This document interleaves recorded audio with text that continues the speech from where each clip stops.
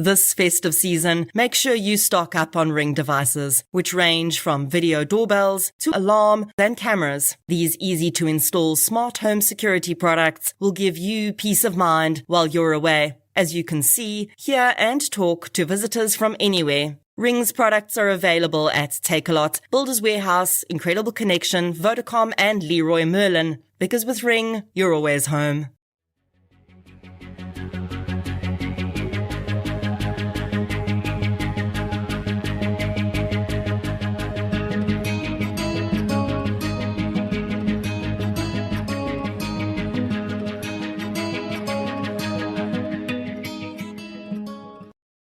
Welcome to True Crime South Africa. I'm Nicole Engelbrecht, and you're listening to the next bonus episode in a series of bonuses I'm releasing this December to thank you, True Crime South Africa listeners, for your amazing support throughout the year. I've had the privilege of being able to interview some pretty incredible people this year, thanks to the lovely folks over at CBS Justice. All of these interviews have been included at the end of full case episodes. So I thought, in case you missed them, or even if you didn't, I'd put them into an omnibus of sorts for you to enjoy. Never in my wildest dreams did I think I'd have the honor of chatting with international crime fighters like Dr. Richard Shepherd or the incredible Jackie Moulton. So a huge thank you goes out to CBS Justice for their support this year, as well as making these interviews happen. So let's get into it.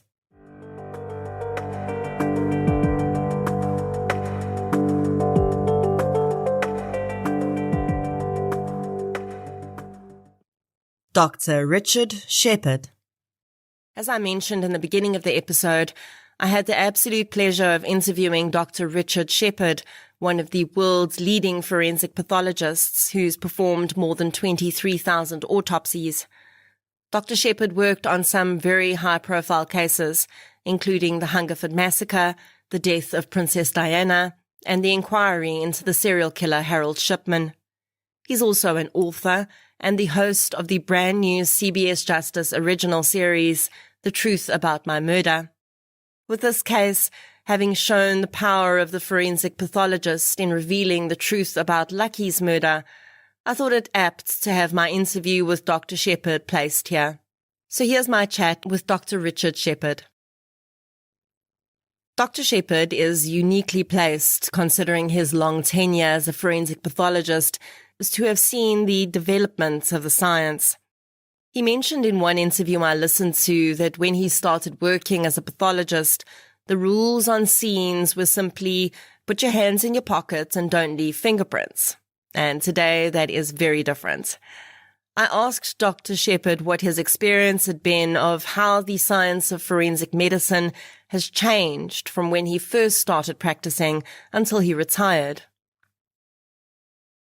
Yeah, I mean, there's two things here. There's the forensic pathology, which in a sense, the body hasn't changed, so how we examine it really hasn't changed much until the last few years, but I'll come to that. Forensic science has changed beyond all recognition.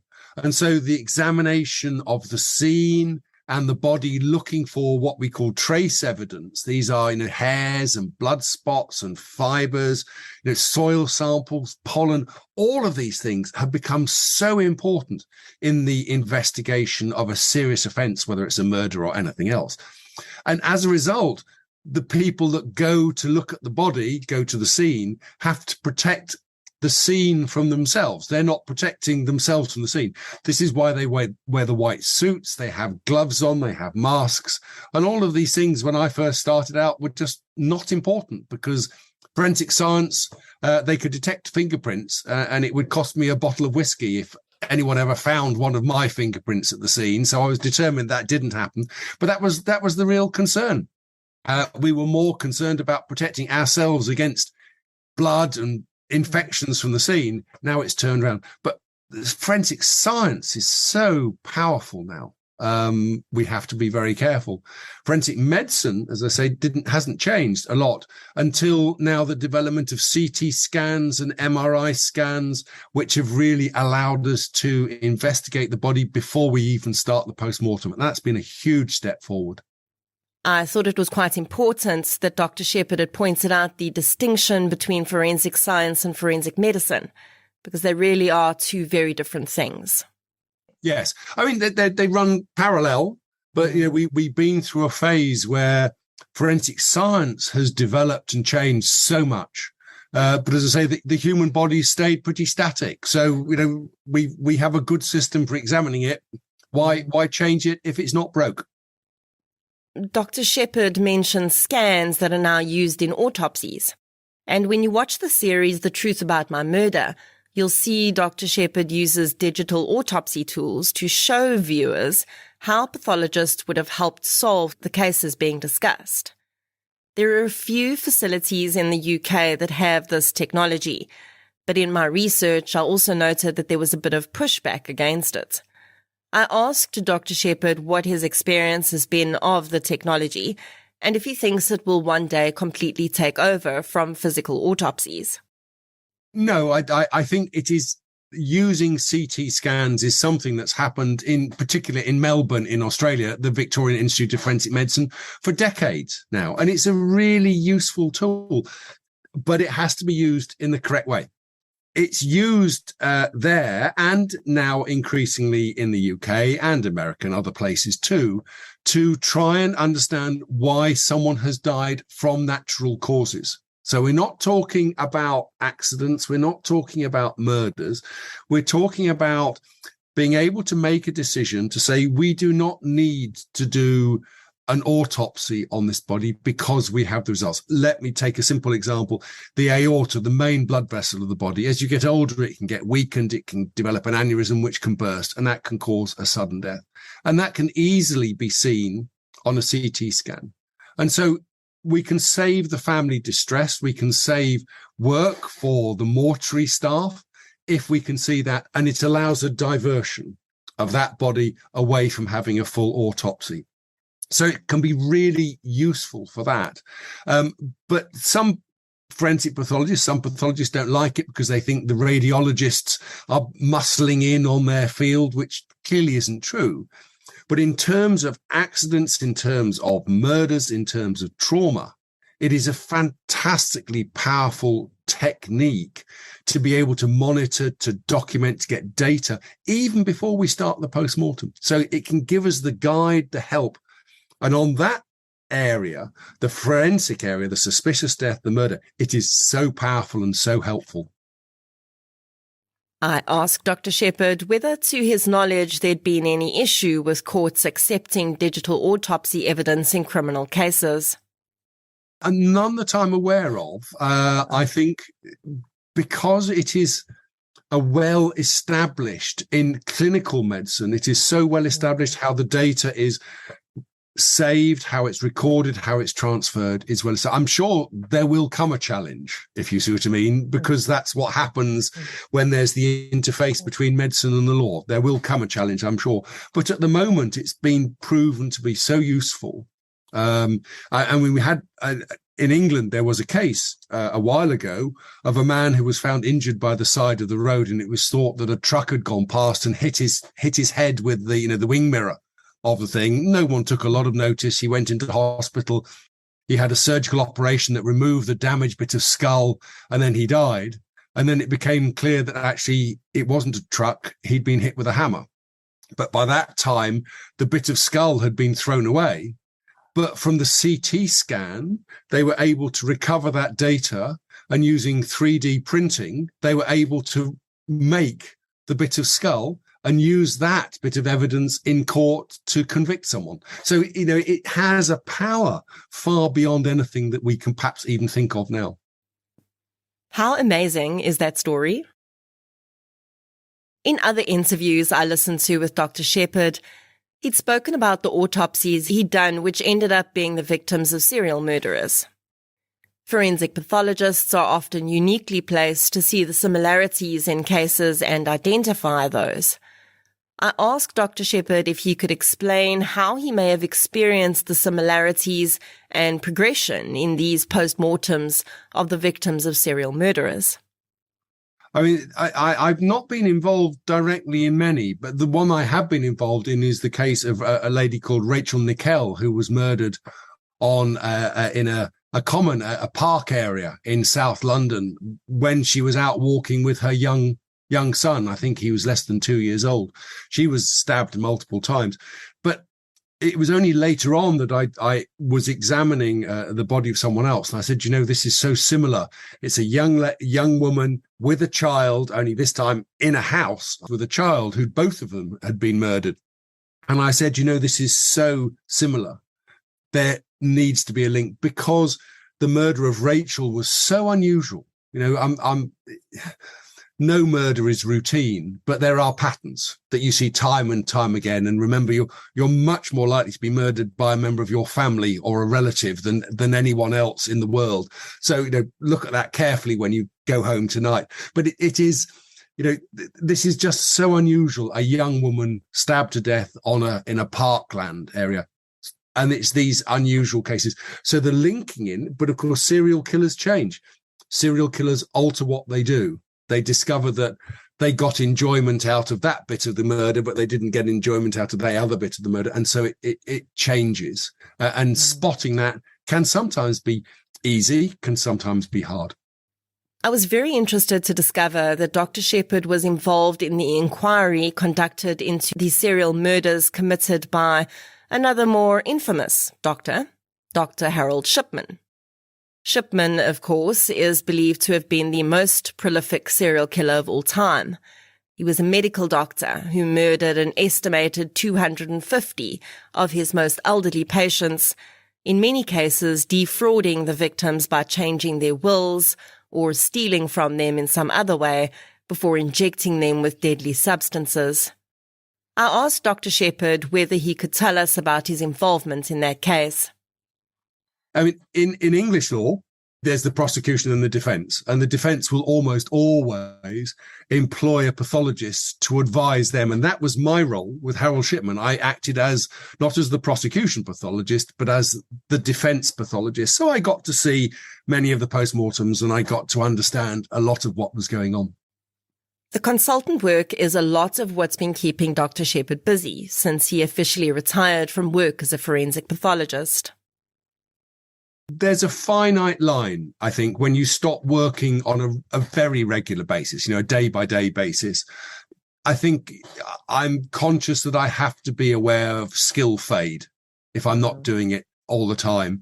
And now it is a number of years since I stopped doing full-time work. And so I'm doing less and less advice, working for the defense, advising coroners, advising governments and things like that. But it is less because I have so much more interesting things to do, like flying my planes and keeping my bees, which is much more fun and less stressful. Nobody shouts at me when I'm doing them. Dr. Shepherd has worked on many high-profile cases, but in another interview I listened to, he said that the most interesting cases he's worked on are actually not the most high-profile ones. I asked him which cases do stand out to him as the most interesting of his career. The high profile ones are always interesting because there's lots going on, but often pathologically they are not the most difficult. When you have a pop star or an actress or an actor dead in a hotel that's pretty sure it's going to be drugs and alcohol, the story of why they did it is much more sad and interesting than how they did it. It's difficult to pinpoint one case. I mean, I talk in my first book, Unnatural Causes, about the case of a girl called Alana who died from epilepsy, died suddenly, and for her parents' point of view anyway, surprisingly, overnight from epilepsy. And I think those cases are interesting because the diagnosis was a bit difficult. It was a bit unusual, but also talking to her parents, I was able to explain to them what had happened and how it had happened. And I hope give them an understanding that would enable them to begin a really difficult journey of coming to terms with the loss of their young daughter. And so they say that, you know, the fascinating cases are often these quiet ones where I've sat in a room with, you know, a wife or a son or a mum and a dad, and we've talked about what's gone on. I've learnt about what they thought about their relative, you know, but I hope I've given them, with compassion, that ability to begin to move on. I can't take them through grieving, but I can at least help them to start the grieving with certain knowledge. And it's always true in medicine that the fantasies people have are 99.9% worse than the reality of what actually happened. And so rooting them, grounding them in the reality can be quite hard, but it's a far better place to start that process of grieving. I said to Dr. Shepherd, as I have to the other forensic pathologists I've interviewed, that I think that this is almost one of the most important parts of their work. It's being able to gift that truth to a grieving family, because without it, their grief may be complicated and far more difficult to work through. I've always said that, I mean, truth becomes philosophically a slightly fuzzy subject when you go to court. What is the truth in court? Remember, you know, with an adversarial system, you have two truths and you have to sort of, well, I don't have to decide. I just have to work between the two. But it is, you know, being honest and decent to the best of your ability is the closest that you can get, I think, to the truth. Having interviewed two South African forensic pathologists on the podcast, Dr. Herstel van Staden and Dr. Ryan Blumenthal, and now speaking to Dr. Shepherd with a different geographical perspective, I wanted to get a feel for how the UK environment is different from South Africa. In the UK, for instance, would a pathologist visit the scene of each unnatural death, and how common is it for detectives in suspected murder cases to attend an autopsy? No, a pathologist wouldn't necessarily attend all unnatural deaths. The police will, and the level of their skills is a bit variable. Sometimes, of course, they're young police officers. Sometimes they're rather older sergeants or inspectors. And so the interpretation and understanding can be different. A pathologist will often, but once again, not always, go to the scene of a suspected murder. You know, sometimes the paramedics have arrived, the body is gone. There's not a lot necessarily to see at that time. I mean, my view was the pathologist should always go to the scene, but you don't necessarily have to go before you do the post-mortem. You can often go after the post-mortem when you can move around more easily. You don't have to wear so much protective gear. You can see relationships and things of that sort. In terms of police officers attending potential murders post-mortems, yes, there's a very definite attendance. As a group of people, we'll have a photographer, we'll have a crime scene investigator, we'll probably have an exhibits officer, we'll probably have the senior investigating officer, and maybe other people as well. So there's quite a core group of people who will attend the post-mortem to see that. And that is, of course, something we know we struggle with in South Africa, and it's been pointed out as being a major problem. I said to Dr. Shepherd that it seems really important for a detective to be there, to have that feedback loop of information going.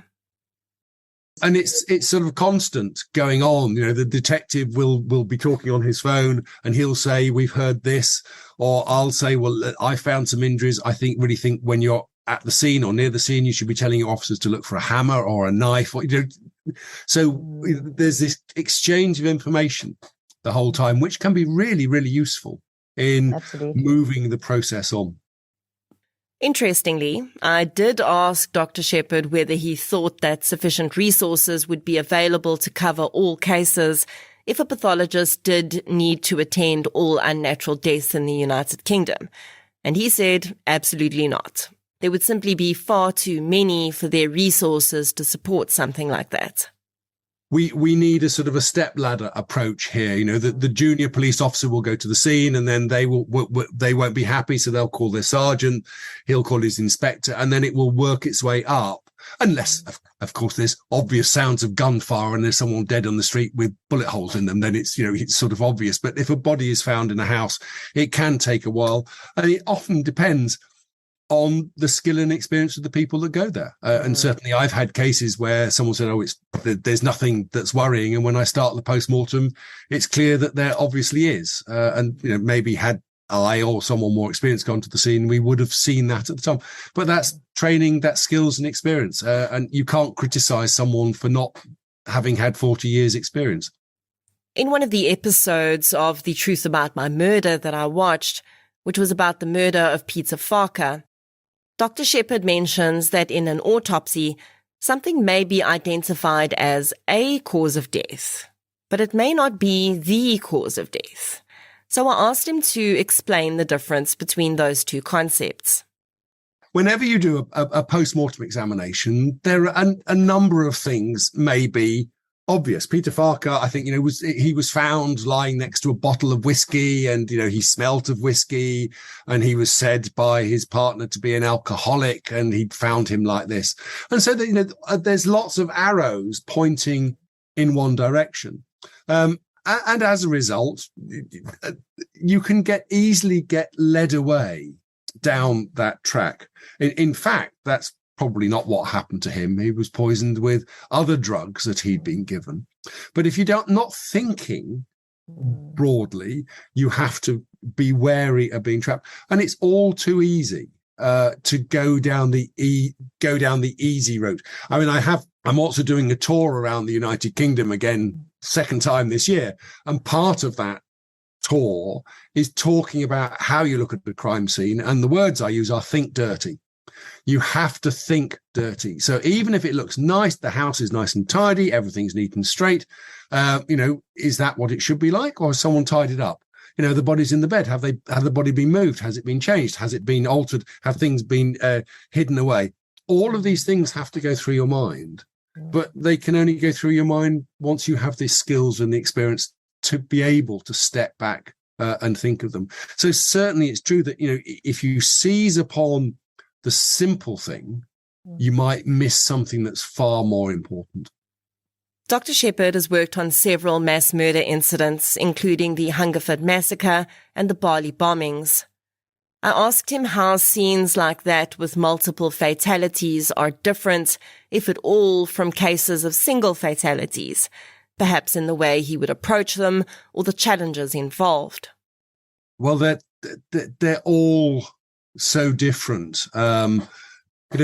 Hungerford was a number of people, but they were separated, they were interspersed, and in a sense it was also known how it was likely that each person was going to have died. So they were all different, but they were in a similar group, and they were sort of separate from each other. And so in terms of examining the scenes, it was possible to pick one at a time and move around and do the postmortems one at a time to get the individual bits of information. With something like a bomb blast or a plane crash or things of that sort, you get lots of mingling, you get lots of things happening all together, you get fire, you get large amounts of force and energy used, and fragmentation. And world trade is perhaps the best example or worst example of that. And so managing those scenes is very different. In a bombing scene, if it's, when we managed the London bombings, there were 4 separate ones, but multiple fatalities at each. And it's a question of following it through in a careful progression, not rushing in. Once there is certainty that there is no one alive at the scene that requires help, then I always say, slightly jokingly, right, stop, go away and have a cup of tea and plan. Okay, we always have plans. We have plans that are made out of, in books that we can use for resilience. But let's go away, stop and think, because every single case is slightly different. And you don't want to miss, by rushing in and just following the protocol, bang, bang, bang, bang, bang, missing something that on this case is unusual. And in the London bombings, what was unusual was there was a lot of blue plastic. That was it. Nothing terribly exciting.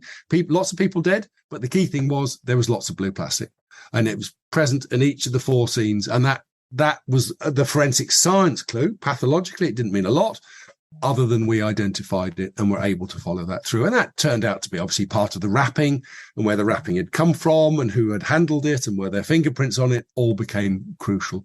So managing mass disaster scenes is a real skill. And we can also look at maybe Yugoslavia. We can look at what will come in Ukraine. In the future, we can look at the tsunami. How you manage these things, it just takes skill and patience, and my goodness me, a lot of courage for the people that go in and do them as well. And of course, in scenes where there's significant dismemberment of bodies, like the World Trade Center attacks, there's also the requirement that pieces of bodies need to be identified by DNA to actually, sadly, reassemble a human being from what's left.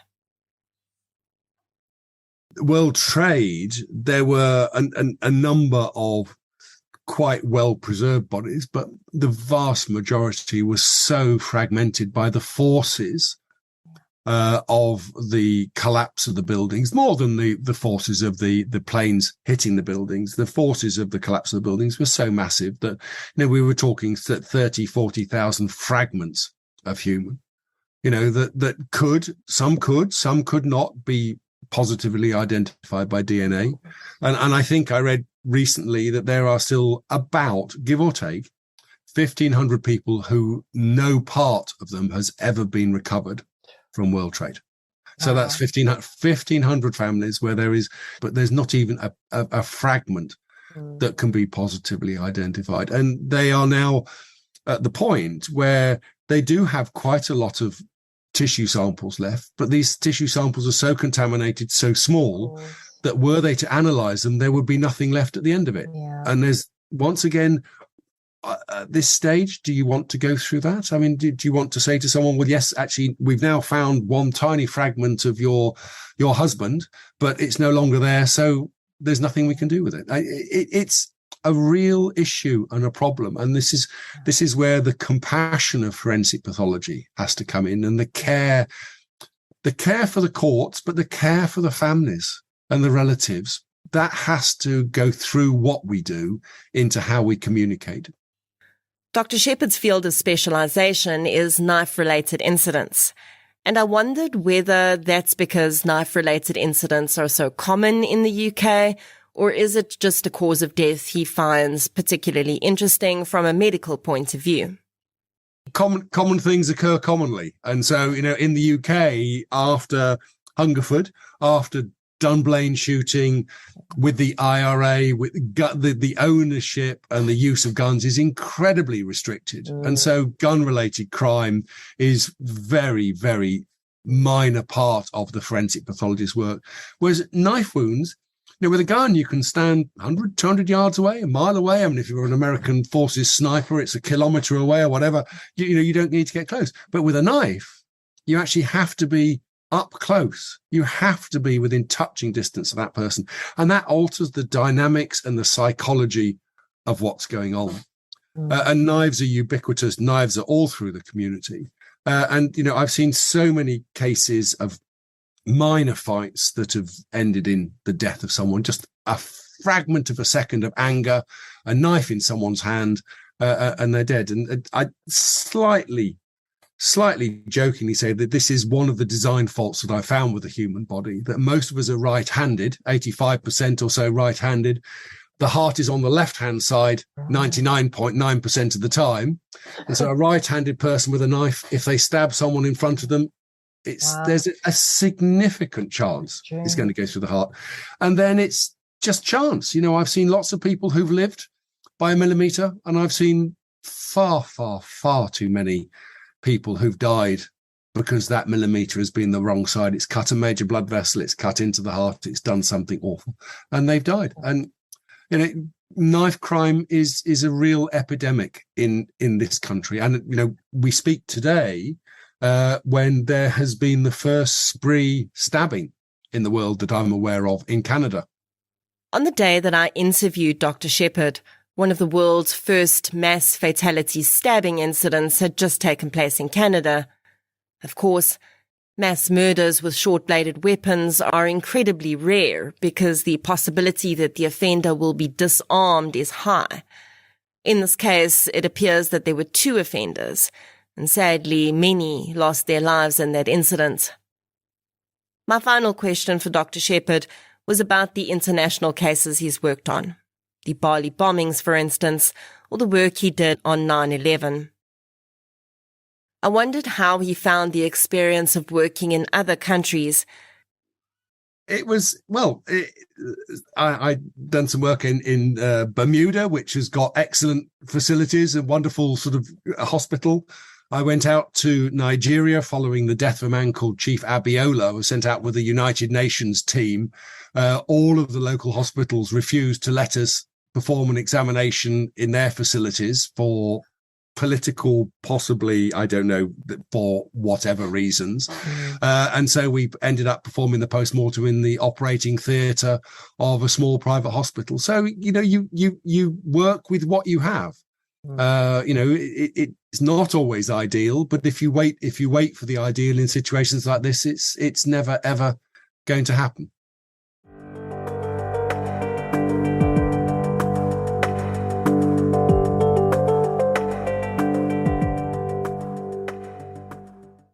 Professor Paul Britton. I had the pleasure of interviewing Professor Paul Britton. Professor Britton is considered to be the pioneer of criminal profiling in the UK. He's an expert criminal profiler, having spent more than 20 years working as a consultant, clinical and forensic psychologist, as well as being the former head of the Regional Forensic Psychology Service for Trent. He previously advised the Home Office and Association of Chief Police Officers Crime Committee on offender profiling and currently teaches clinical and forensic psychology at Birmingham City University. I could have picked Professor Britton's brain for days on end about many different cases. But the topic of our discussion for this interview was the CBS original documentary he's a part of called The Murder That Changed Britain. The documentary is truly incredible, and as far as I'm concerned, the learnings from it should really be applied to all legal systems around the world. The crux of the documentary is the investigation of a murder that happened in the UK in the early 90s. Rachel Nickel was walking on Wimbledon Common with her 2-year-old son when she was sexually assaulted and stabbed 49 times. She died from her injuries, and coincidentally, you would have heard me mention this case in the interview I did with Dr. Richard Shepherd, the British forensic pathologist who did the autopsy on another victim that would eventually be linked to Rachel's murder. That linkage, however, would only come after a huge amount of bungling from the British police, which led to the entrapment, arrest and charging of an innocent man in relation to Rachel's murder. Professor Britton was unwittingly drawn into this bungled investigation, and for the first time in the CBS documentary, he tells the truth behind this miscarriage of justice, which for decades has been framed as his responsibility. The documentary is absolutely fascinating and I highly recommend it. So without further ado, let's get into my interview with Professor Paul Britton. You've had an incredibly long and esteemed career in various roles as a forensic psychologist, and you're perhaps uniquely placed to have observed how the understanding of psychologically motivated crimes has changed over the years. What are some of the major changes you've seen in terms of how law enforcement and perhaps the public view such crimes and offenders now, as opposed to in the 1980s, when you were just introducing criminal profiling to the United Kingdom? That's an interesting question.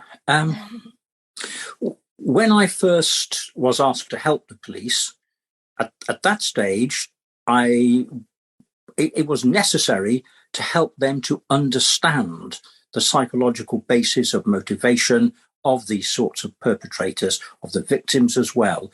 And an important part of helping them to move forward was putting that in very plain language and almost holding hands through interview processes. Now, I was fortunate enough to be asked to go to the Police Staff College at Bramshill from time to time, and that education has now seeped in. So we're now in a position where psychological insight is going into the police service, into the detective service, really from the beginning. And I think that's important. As far as the general public are concerned, I think it's slightly different. I think that from the contact I have had, very often people do want to understand what it is that's happened.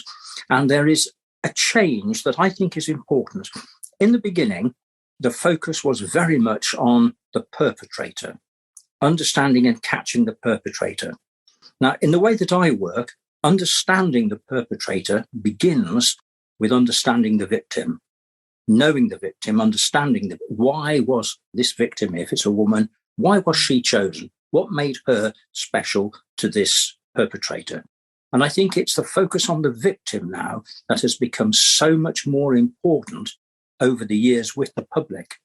And I think that is connected with, I'm not saying it's a part of why it happened, but it's certainly part of the growth of seeing women as more than just straw figures. I was fortunate enough years ago to have an award. And I remember saying on stage to the assembled body of writers and all of the rest of it, please don't show your victims as straw people, because so very often they were simply the vehicle for us to meet this terrible offender. And for me, the world goes the other way around. I have to know, and the people are now much more concerned with understanding the victim. So very often it's a lady, a woman of one age or another. And I think the more you come to know them, the easier, the more important it is, not just to know the offender, but to set the motivational drive running that helps you to locate and take them into custody. I don't think I need to tell you that my brain started doing backflips as Professor Britton was answering this question and bringing across this concept of not having victims, and particularly women, seen as straw people or the straw man. This term is often used in a legal sense, but it's also used in other contexts, and it basically means an empty persona that's created for no other reason than to hold space or to allow the movement of other parts of a story. And I think for a long time in the press and the true crime content creation community, this is exactly what victims were. They were simply just present or mentioned in order to introduce the person the media or creator really wanted to talk about, the perpetrator. I do think this is changing. And I mentioned to Professor Britton that True Crime South Africa is victim focused, and he was very pleased about that. Now back to the interview. Firstly, I want to say that I think The Murder That Changed Britain is an incredibly important documentary, not just to the UK, but across the world. The concept of profiling is, of course, an important feature in the documentary. Could you maybe give listeners an idea of what a criminal profile is and how it should be used as a tool? Well, for me, remember, my origins are as a clinician. So I'm a National Health Service clinical psychologist by origin. And before that, I'm a psychologist trained in the university system. So it begins with the police saying, can you help us with this murder? We're stuck. And so I come then as a clinician to look at what's happened. And there were 5 key questions for me. Questions are simple, answers not so. First question was, what has happened? It sounds very easy. The problem is that people jump to the wrong conclusions early on.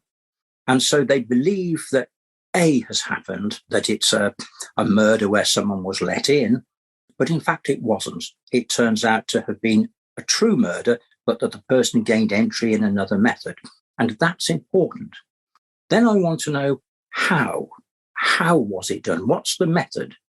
And in fine detail. And this again, When I teach psychologists in this area, I have to tell them you must be brave, because so often you have to go against the tide. I remember sitting in a room of experts. I was the only psychologist, and the opinion was that there were two offenders who had carried out this terrible assault and murder of a young girl. And when I went, I could not see two. I could only find evidence for one, and a local one at that, completely running against all the other view. Now, the pressure was to think, stay quiet, you'll pick it up as you go along. But you can't do that.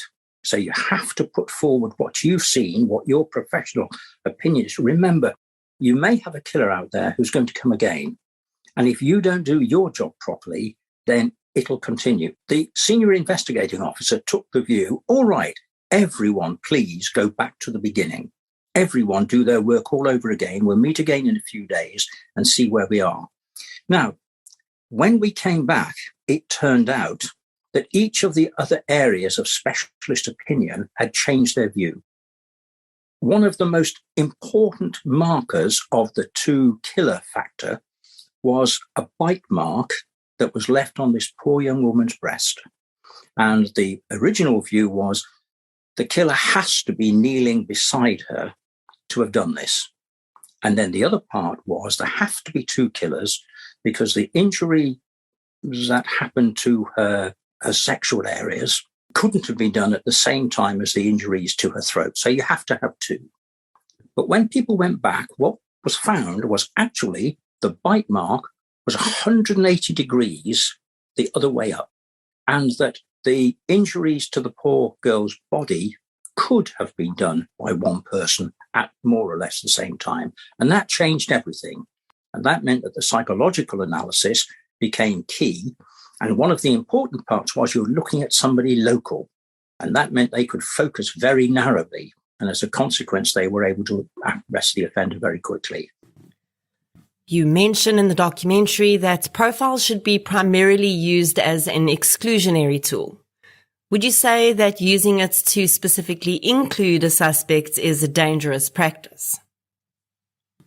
One of the areas that has caused me extra effort is helping investigators to distinguish between those two factors.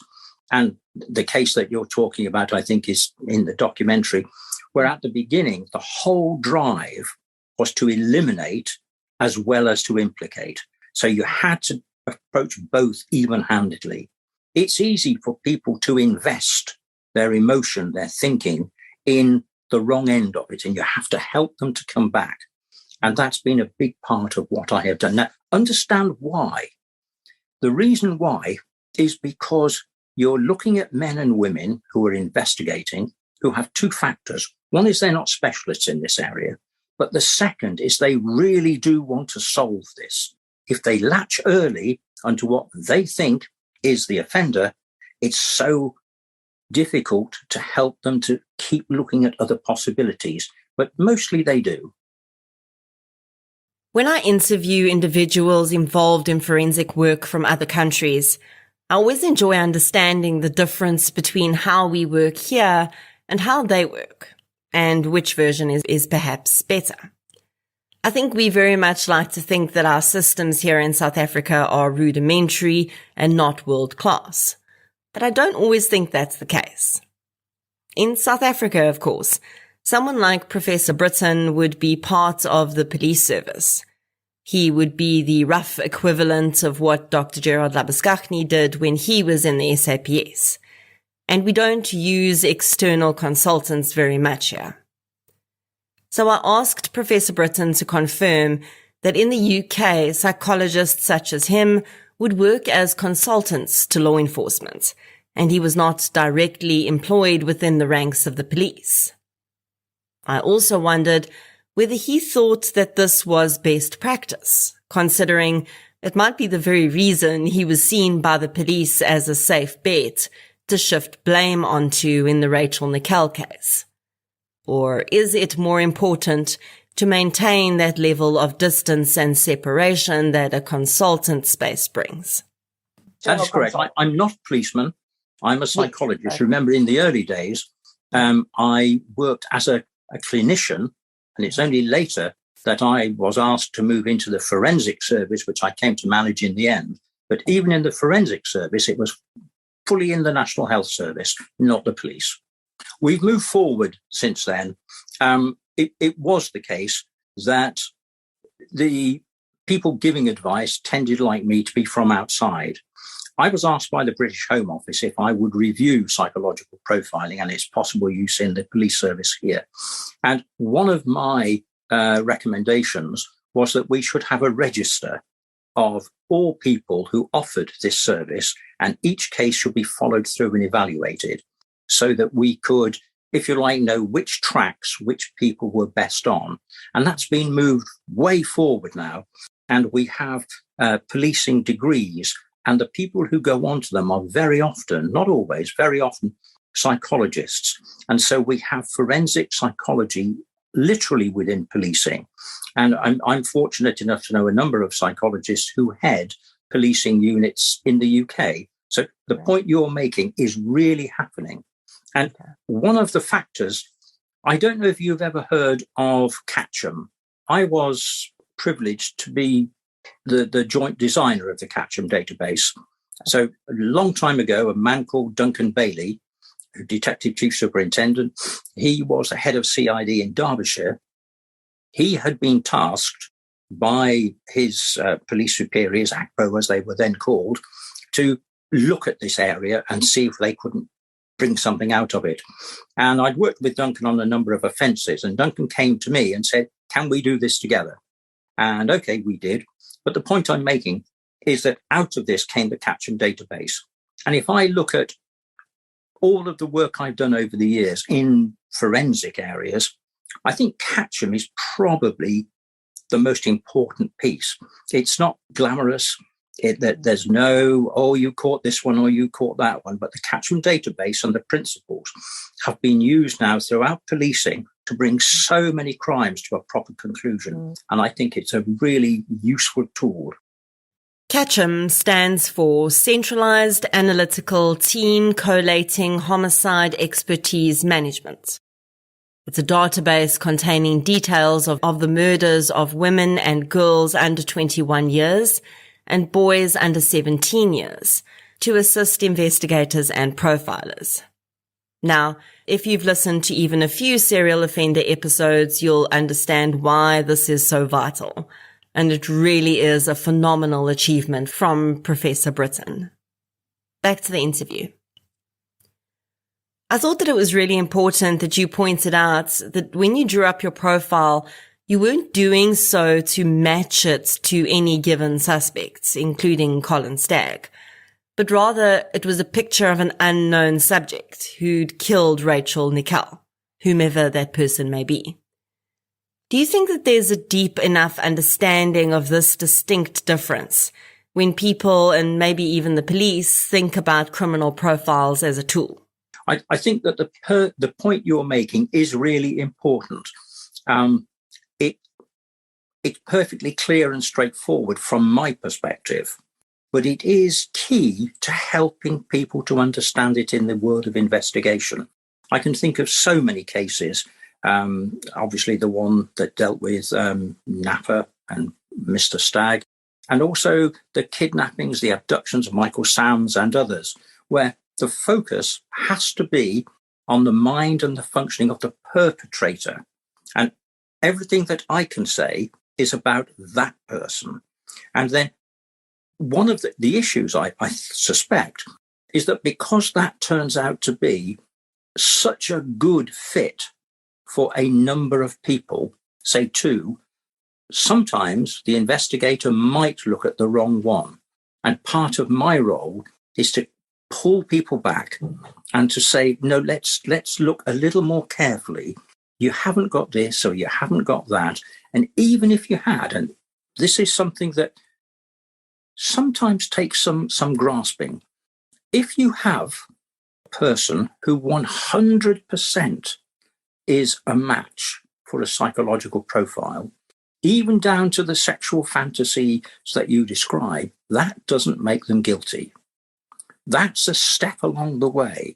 That's a reason not to exclude, but it doesn't mean this is the person. You still need the evidence that the court would want, that the Crown Prosecution Service needs to move forward. And helping folks to hang on to that can sometimes be a task. I know from working with other psychologists who do forensic work that using a strong set of both professional and personal ethics as a guide for their work is vitally important. Do you feel like the Rachel Nickell case was one of the most testing of your ethics in your career, despite you having done everything you could at the time to get the best result possible? There were problems from a number of perspectives. The question that you've just put up is something that I asked right at the beginning. It's, what about the ethics? What about the morality? Where are we going? And the opinion, that the very strong opinion of the investigators was this has been looked at the highest levels in the Metropolitan Police and the Crown Prosecution Service. It sits right at the top of the Attorney General's watch list. Please be reassured, all of these things are looked at. And even then, my view was, that's good. Second thing is, we can only go forward involving me if we build in these very specific safeguards. So the question you're asking, absolutely important. I'm not sure if you're free to step away just from the Rachel Nickell killing and look at the other killings that Napa we know is involved with. If I go back to the Green chain rapes, which again was the same offender, I have one regret in that case. I went through the psychological analysis, I went across it all, and I presented my findings to the investigating team.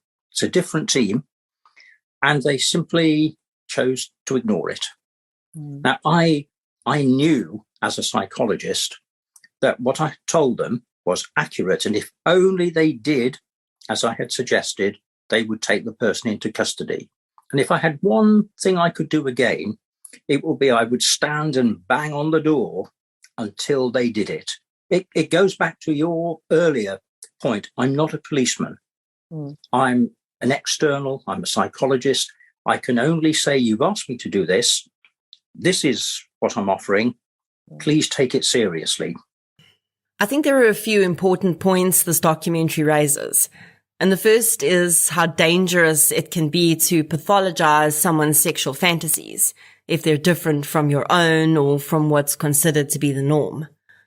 Really, I think this case showed that this can not only cause great shame for the individual, which is unnecessary, but can, as in Colin Stagg's case, have a life-changing impact. Well, again, I think each of the points that you make are significant. I think the important thing to remember here is that the sexual psychological fantasies that we were talking about, although they are not unique, they are relatively uncommon.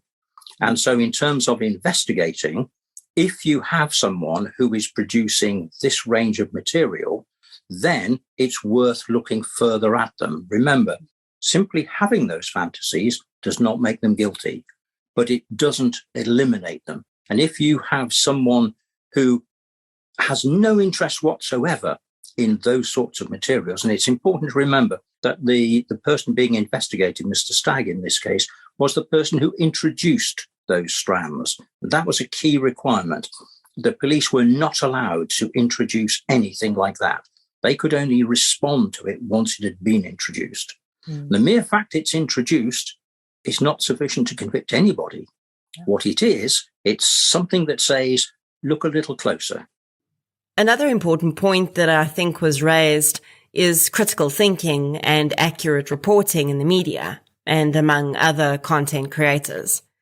Do you think, given that perhaps the media were not privy to all the information they needed, that they could have done anything different in how they covered Rachel Nickell's case? Yes, I'm sure that they could. There were so many factors that I think drew attention. Not the least was on the day, at the time that this poor woman was killed on Wimbledon Common, the Commissioner of the Metropolitan Police's wife happened to be on the Common. And in a sense, that is something that excited the media. So that was one thing. She was a very photogenic young lady. I don't know if you're familiar with a children's program called The Wombles. Yes. Well, the Wombles of Wimbledon Common, they were associated with Wimbledon Common. So it was something else. Now, if you look at the murders of Samantha and Jasmine Bissett, also by Napa, not very far apart in terms of time, also looked at by me, also drawn to the police's attention for the same reason. Those investigating officers could not get media attention to the case. You had a mother absolutely butchered in her own house, absolutely dreadful. The police photographer who had to go to the scene of the crime never came back to work after having looked at her.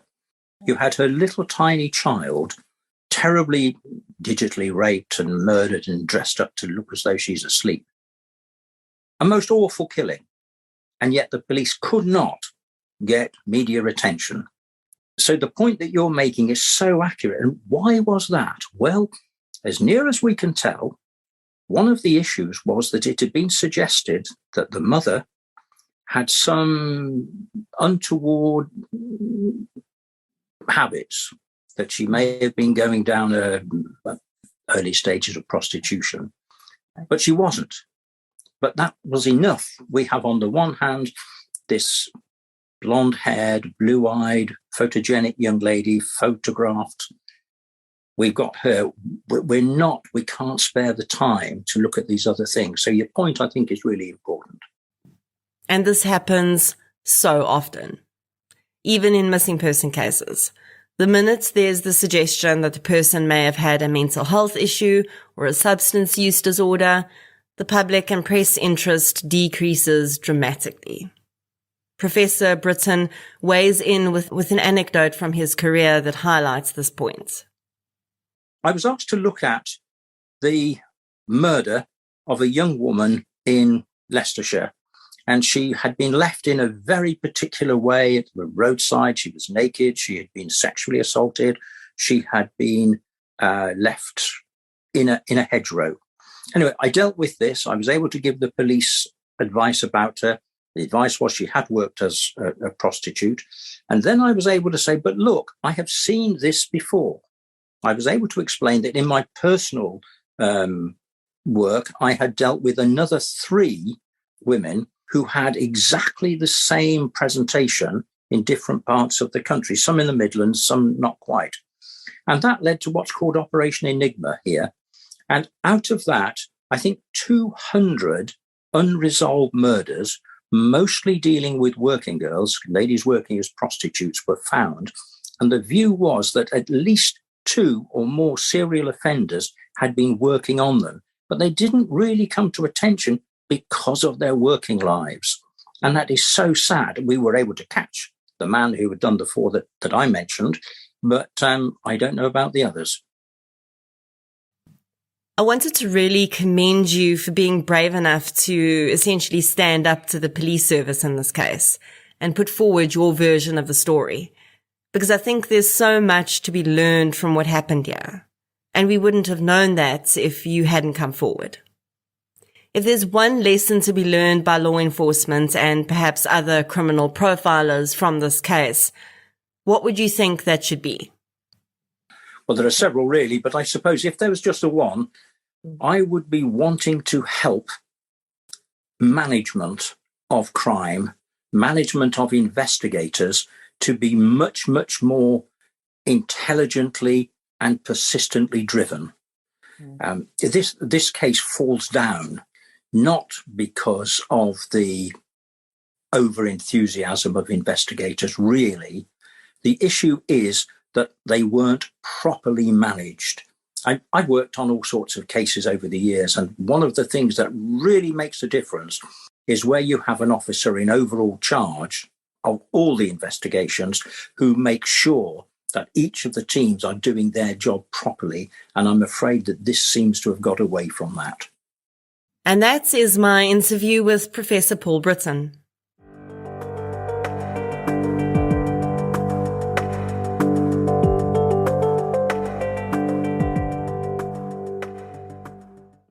Louise Shorter. Coming up, I had the distinct pleasure of interviewing Louise Shorter, a UK investigative journalist who's helped to reveal some of the greatest miscarriages of justice in British criminal history.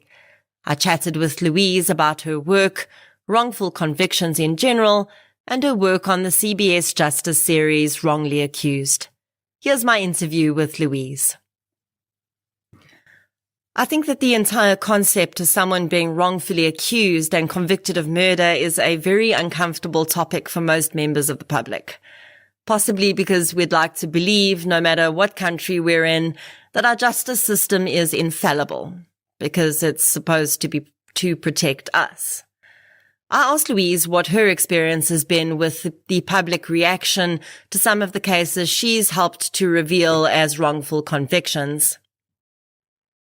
I think the most common reaction from the public is that they can't believe that this actually happened to somebody, to the individual, that they think that it's impossible for somebody, for so many things to go so wrong in cases. And so I think people sort of feel comfortable mostly with the sort of the idea that everything works pretty well.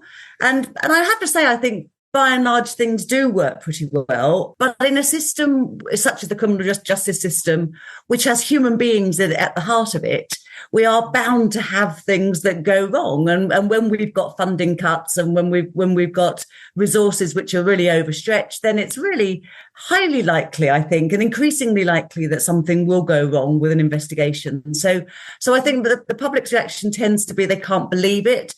And then when they realize how things have happened, they become very anxious that we should make sure the system, it puts things right. A very wise chief constable of police said to me here in England one time that we police by consent in this country. And so most people do as they are told and as the law expects. And that's how we do things. We're not a police state. But the trouble is that if there is a general feeling that things aren't going quite as they should, not only that you might have innocent people that are being convicted, but also that the system isn't putting them right, isn't correcting that, isn't quashing the conviction. If that doesn't happen, then that fundamentally it shakes people's confidence in the criminal justice system. And then what is at stake there is people just doing as they should, through policing by consent because they don't trust the system. So these cases, these stories are really important to tell, I think, to make sure that we understand the responsibility that's placed on the criminal justice system to be properly resourced, to do thorough investigations, to make sure guilty people go to prison and that innocent people don't. I asked Louise what got her into this field of work. Was there a pivotal moment or a case that convinced her that this was something she needed to do? Well, when I was growing up as a teenager, there was a television programme on the BBC throughout England and Wales, throughout Great Britain, that was called Rough Justice. And it would carry out investigations on cases where somebody was in prison claiming they were innocent. And I used to watch that when I was a teenager. And I just thought it was incredible that you could have journalists come along and find all this stuff out, which the legal system and the police investigation and the trial hadn't managed to get quite right. So I thought that it was incredible that journalists could do that. And I just was really affected by the individual stories. And there were some really big cases happening when I was a teenager. So we had the Birmingham 6 and the Guildford 4 sort of political terrorism and sort of type cases where people have been in prison for a long time and a lot of people believed that they were totally innocent. And you would often see articles in newspapers, television programs, radio programs, people saying they're not, that you would even have the people who were really guilty in those cases coming forward and saying that they'd done it, but still those innocent people would stay in prison. And then there were also individual stories. There were people cases like Stephen Kisco, which we feature in Wrongly Accused, who was a lone man living at home with his mum, convicted of the rape and murder of a schoolgirl. And he was a really tall, gentle giant of a guy. And he had this tiny, tiny Ukrainian mother who just wouldn't accept that her lovely, gentle son would do something so horrific. And she just kept on fighting and fighting and trying to raise awareness. And so there were cases like that just kept being featured in the news, and through this program, Rough Justice, that I thought was just incredible. And so I was really inspired by that program. And then something like 10 years later, I went and worked for the BBC in a totally different department, in the accounts department, but just trying to get into program making, and then managed to sort of work my way across and get a foot in the door and started working for the TV program Rough Justice. And so I was, that was sort of my way in, really. So it was through, and I found that actually when I was then a producer on that BBC program I was at the BBC for 16 years in all, but I very often will find that I would phone an expert or phone a barrister or somebody I was trying to get to do some work, probably without getting paid, for the benefit of the case. And they would very often know Rough Justice. And that was a sort of a way to open doors and get people to do stuff. So it did a huge amount of good. In 2010, when the organisation that Louise Shorter used to work for, called Inside Justice, was established, I wondered what environment was that she was coming into with this organisation. Was anyone else doing this work? And how was the organisation and what it stood for received? Well, when I left the BBC and was then approached by somebody who was an editor of a newspaper for prisoners, called Inside Time, and the editor approached me and asked if I would write an article about the fact the BBC had axed this program Rough Justice, and all the other media programs that have been around at that time over here they'd all been axed one by one. They'd gone. And so there was nobody in the media that was really doing that kind of work. And this newspaper editor said to me, well, where do people go now? Where do prisoners go if they are protesting their innocence? Is there a media outlet where they can get this kind of support and help and exposure? And there wasn't. And so he knew the charity world, and he said to me, I think we should set up a charity and try and provide that service to people. I thought he was completely nuts, to be honest. I couldn't believe that a trust or a foundation would give money to helping people, people in prison that claim they're innocent. I just couldn't see that you could get funding, but we did get it. It took us nearly 3 years, but we did manage to get the funding. And I think the sort of the general reaction from people was one of gratitude and relief that there was going to be a charity again that would provide that kind of free legal expertise and free scientific expertise. We had quite a big shift over here at that stage. So we used to have something called the Forensic Science Service, which was the national forensic provision, full of, just chock-a-block full of experts who would do forensic work for defence teams as well as the prosecution. And it was internationally renowned. It was world leading in terms of its expertise and its research. And it was just a fantastic body. But it was axed. It was the funding was cut by government, and it was axed. It was closed, within a very short period of time. And so that meant that a lot of people working in the defence world just couldn't get access to forensic scientists because they were working for labs that only did police work. There's not a lot of money in defence work. So it's just very hard to find forensic help if you're sort of, on the defendant's side of a trial. And so I think the establishment of the charity was really greeted with a lot of relief by people that there was access to experts. But also I think there was certainly it's got harder and harder, in my view, to be able to do work now on wrongful convictions cases than it was 5, 10, 15 years ago. So they're now, when I started doing this work, which is 25 years ago, I started doing miscarriage of justice work. And at that stage, you could get access to police exhibits. You could send them off to a forensic lab and get some new tests done. You could pay for that work yourself for the prisoner, for the person in prison. Now, most police forces, they're sort of like their default position is not to release anything. So it's got harder and harder here to actually get access to material and to be able to do testing. So we're in a sort of quite so relief, I would say, was the reaction from people that were working with prisoners and working on for defendants. But there's been a sort of a general closing down and restriction of what you can do in terms, as far as the authorities go. I wondered how Louisa decided which cases to take on and which people they were unable to assist. Well, I always think that what you need to do is to get a really clear idea of all of the evidence that was there at the trial. Don't just listen to what the person in prison is telling you, but make sure you get a really clear, objective view of everything. And the single most important thing you need to do, in my view, is to identify what is the very best piece of evidence that the prosecution had. What is their strongest? What is the strongest thing the prosecution had against the person in prison? Because you need to work out basically whether or not the person who says they're innocent is whether there might be any truth in it, or whether they're wasting your time. Because everybody in prison says they're innocent. Everybody is going to use that line. So the trick is to sort of try and work out who might actually be telling the truth. So if you can identify the strongest piece of evidence, that means that you can then work out whether or not that piece of evidence is good. Because if that piece of evidence really is strong and really is solid, then you probably don't want to spend your time and energy dealing with that case. There's probably a more deserving case. So that's the way I go about it. Let's sort of see how this person got convicted. What's the best thing the prosecution had? Then test whether or not that evidence is solid.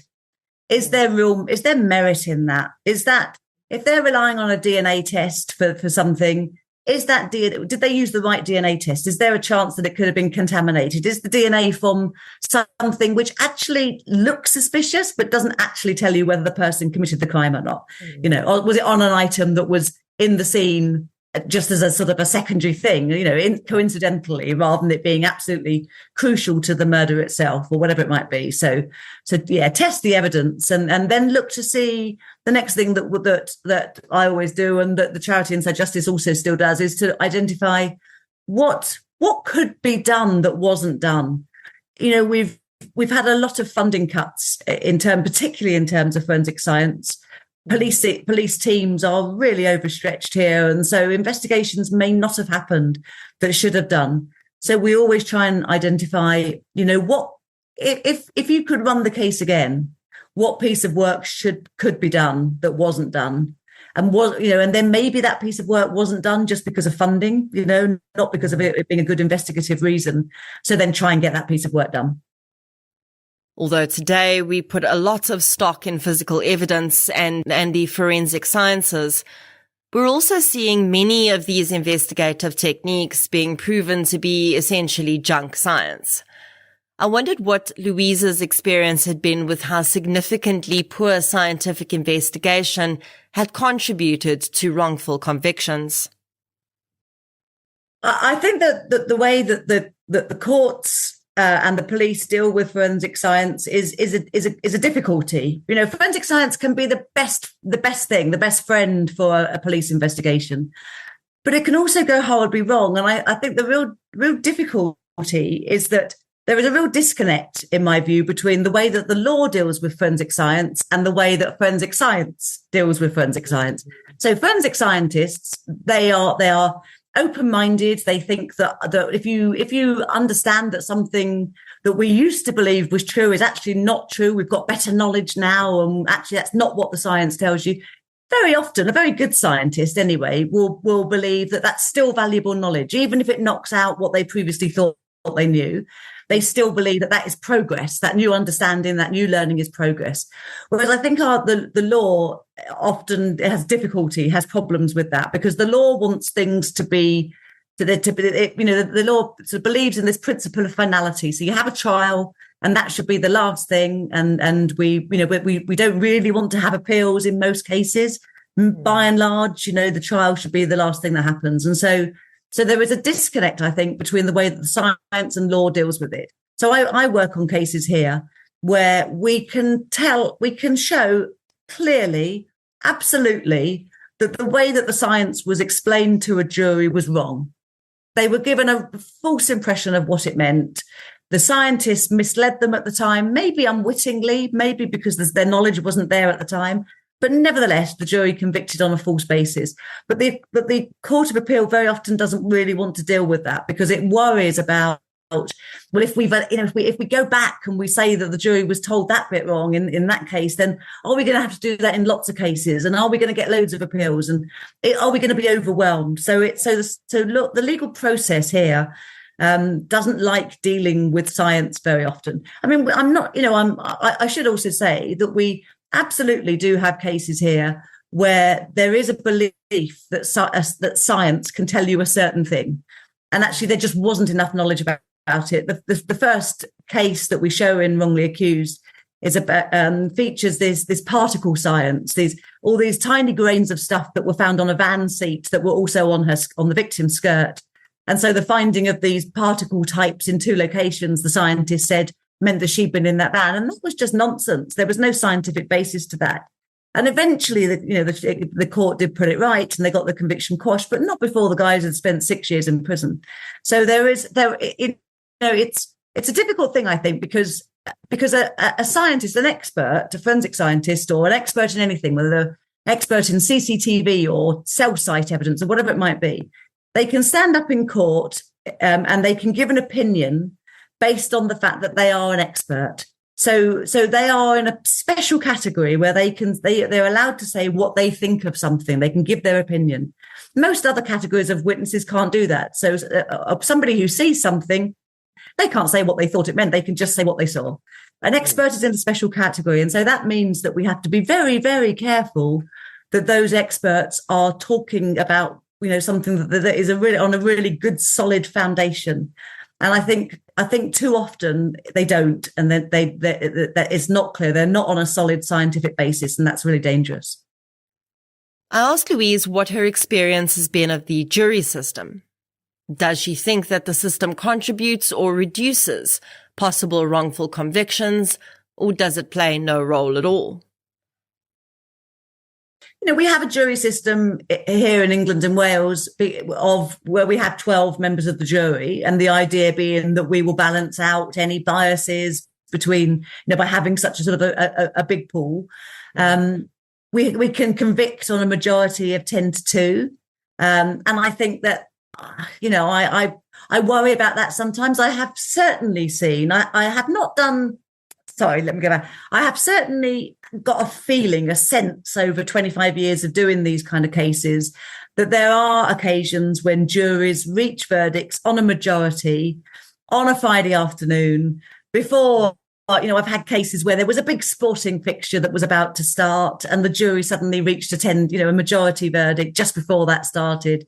Or, so I worry about juries, wanting to get out of the room and just wanting it to be over. And so somebody buckles and they come in then with a majority verdict. I worked on a case some years ago where a guy's in prison currently for serving a minimum of 30 years for murders.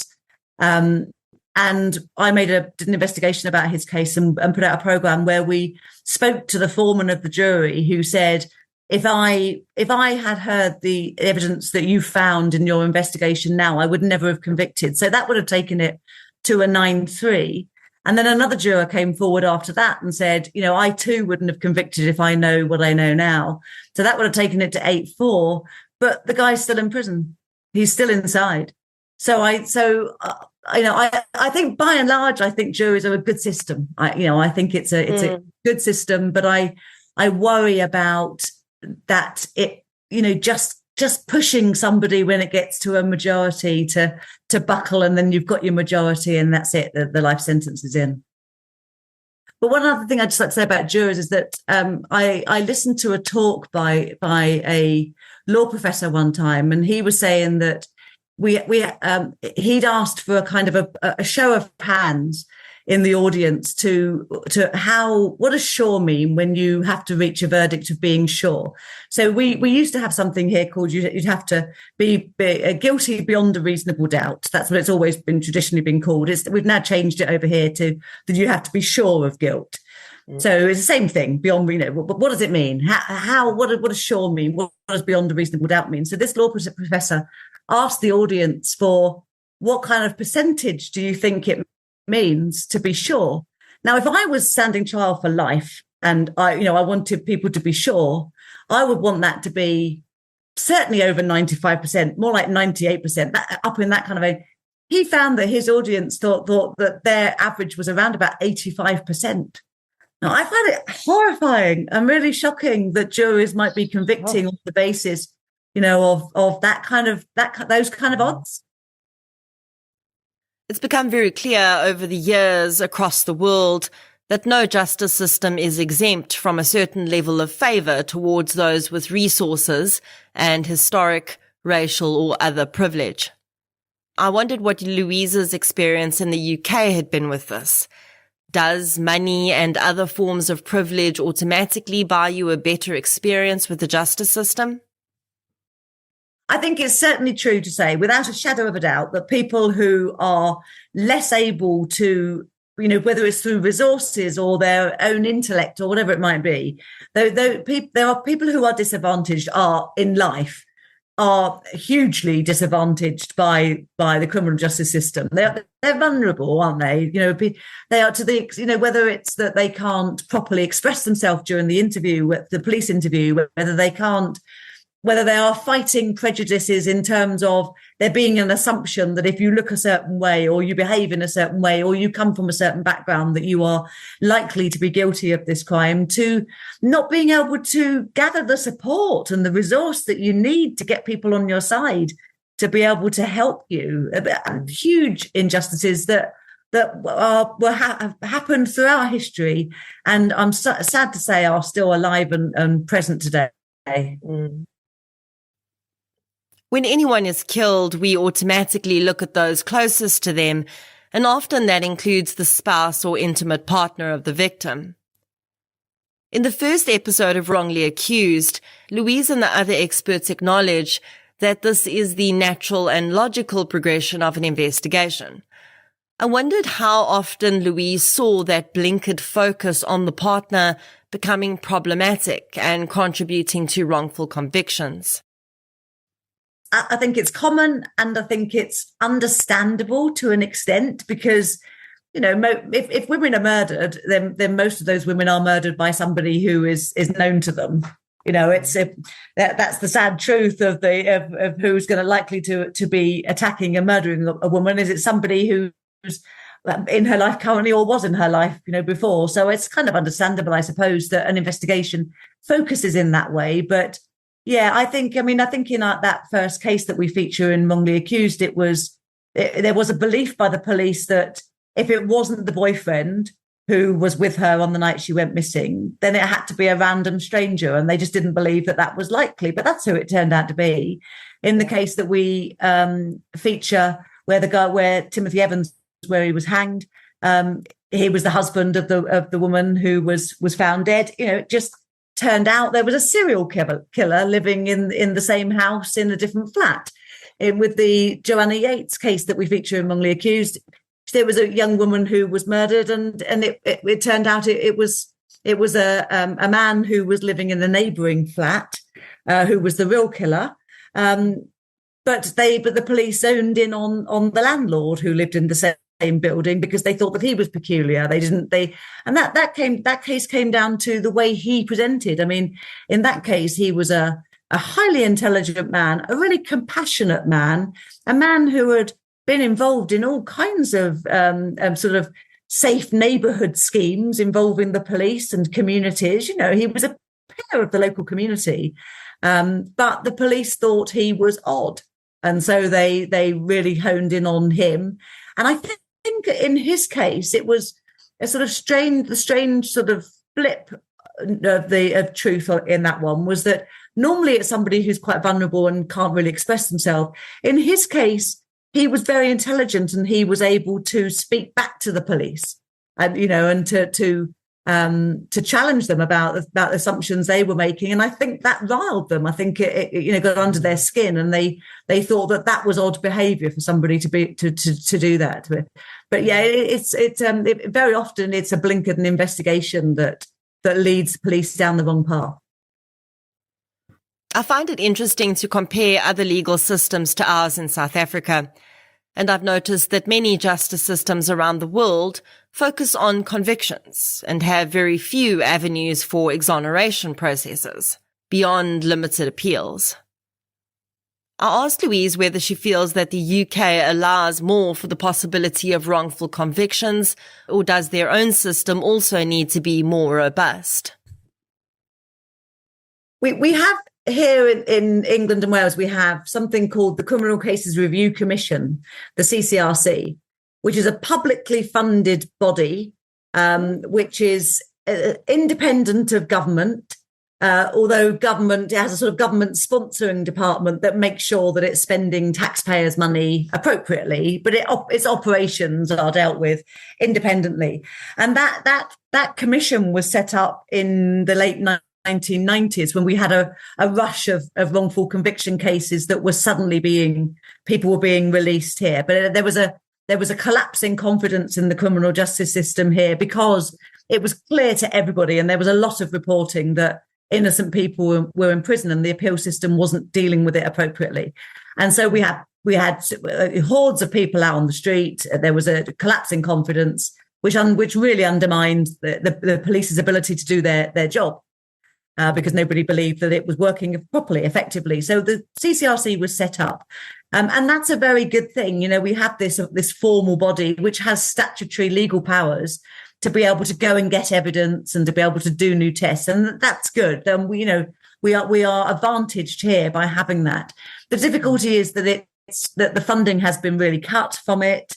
It's become the organisation is sort of often criticised for not being really investigative enough. It sort of lacks investigative curiosity. So there's been quite a lot of work done that's suggested that actually it doesn't get out there and find stuff. It sort of wants to have evidence presented to it on a plate that's going to lead to an appeal.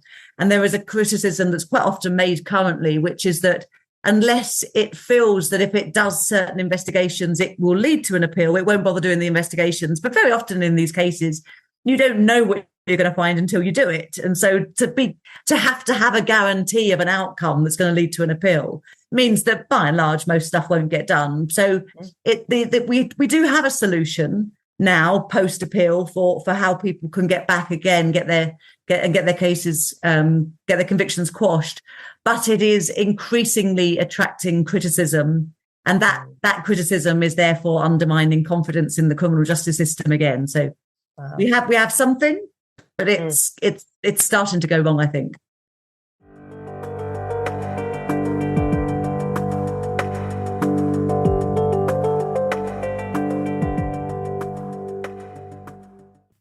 Donald McIntyre.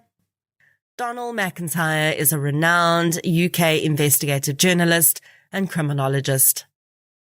McIntyre appears in the CBS original Killer Evidence. In this interview, I chat with Donald about his work in investigative journalism, his undercover reporting, and his insights into investigations and the killer evidence he's seen come up in cases.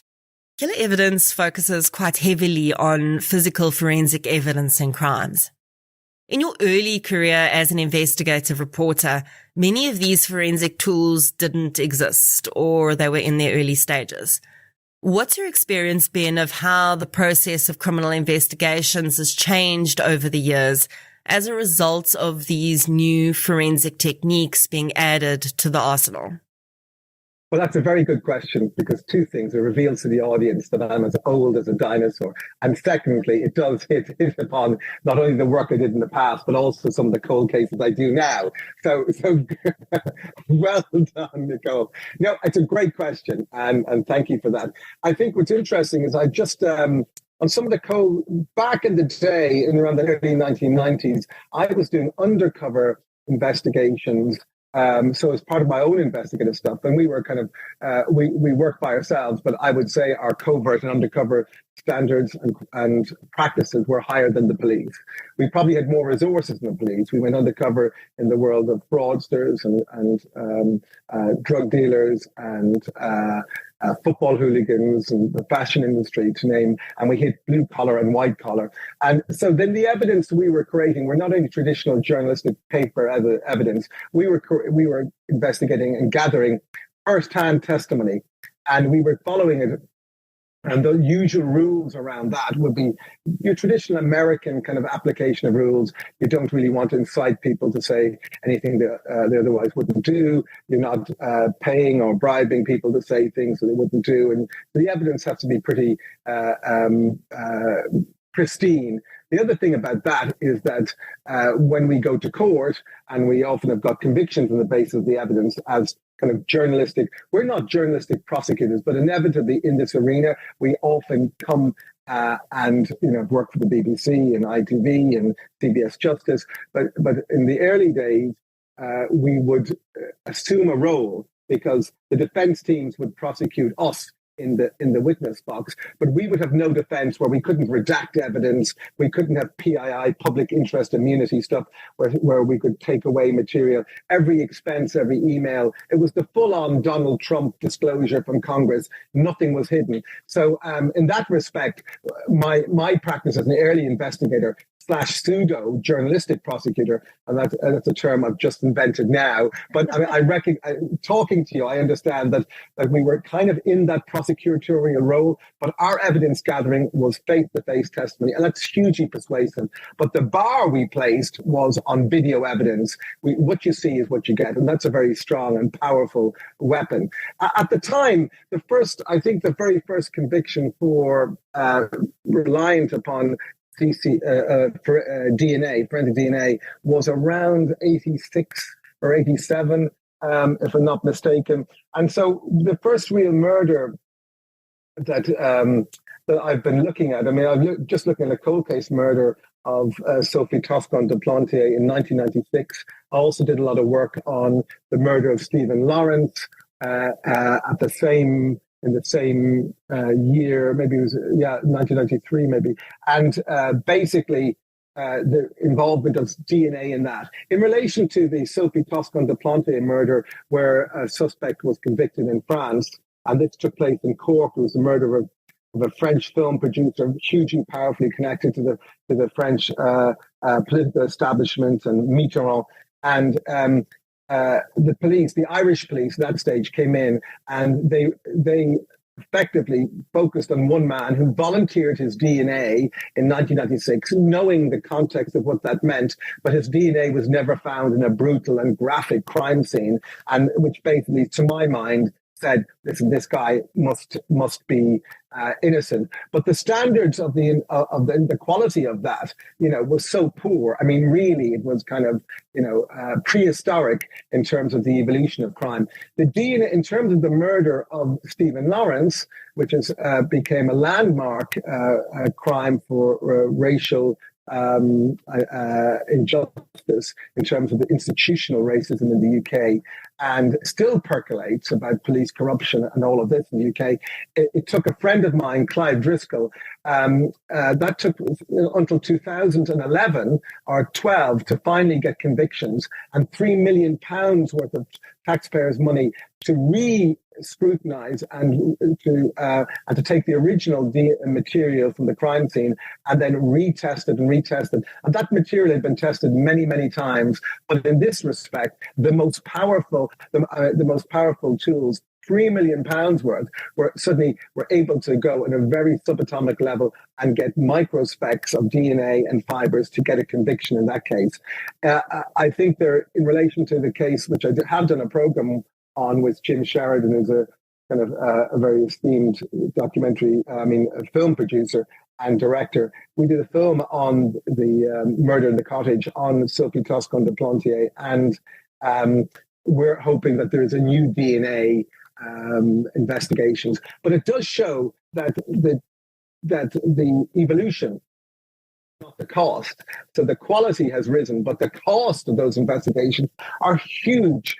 And there's no doubt, apropos killer evidence, and our focus on DNA and the forensic CSI specialists, is that people often forget that one of the biggest turning points in any investigation is the quantum.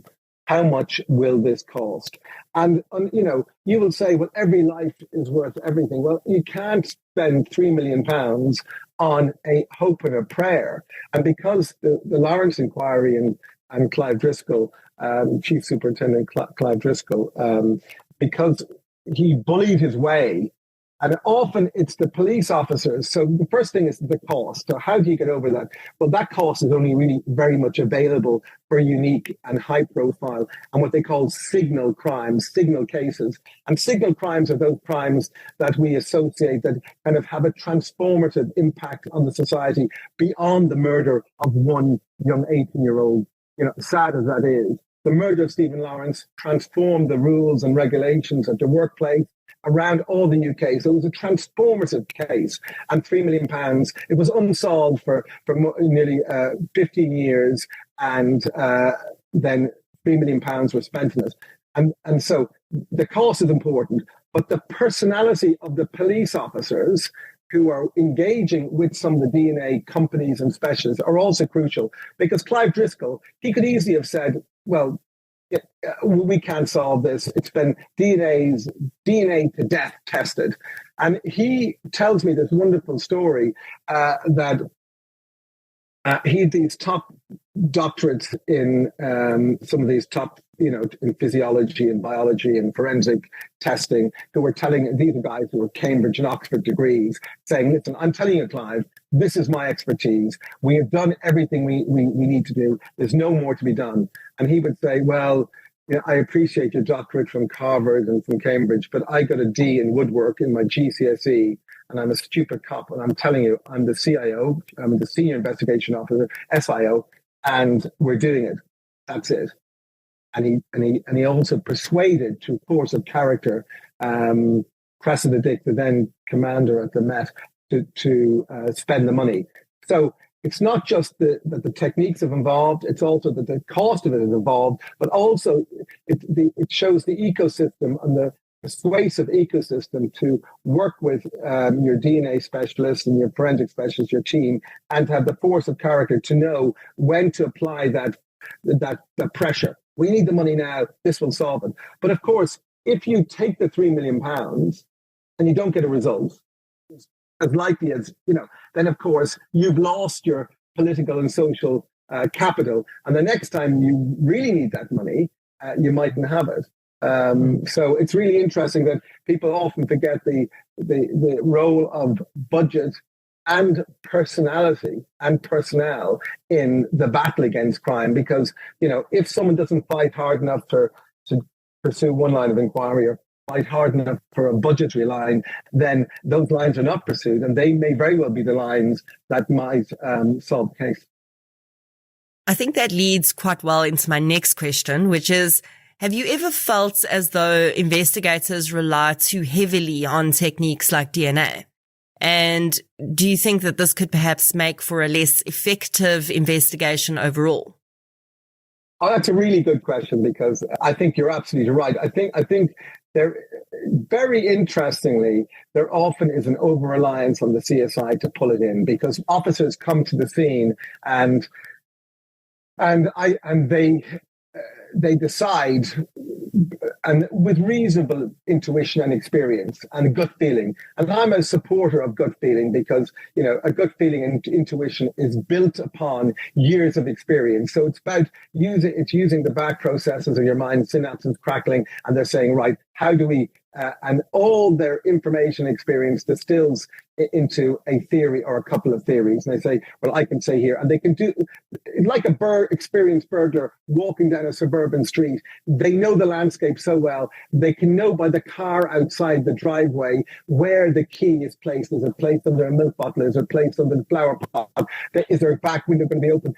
There's a lot of presumed and experiential knowledge here. Same with the investigators. And they can build a picture of what is a likely perpetrator and means of murder here.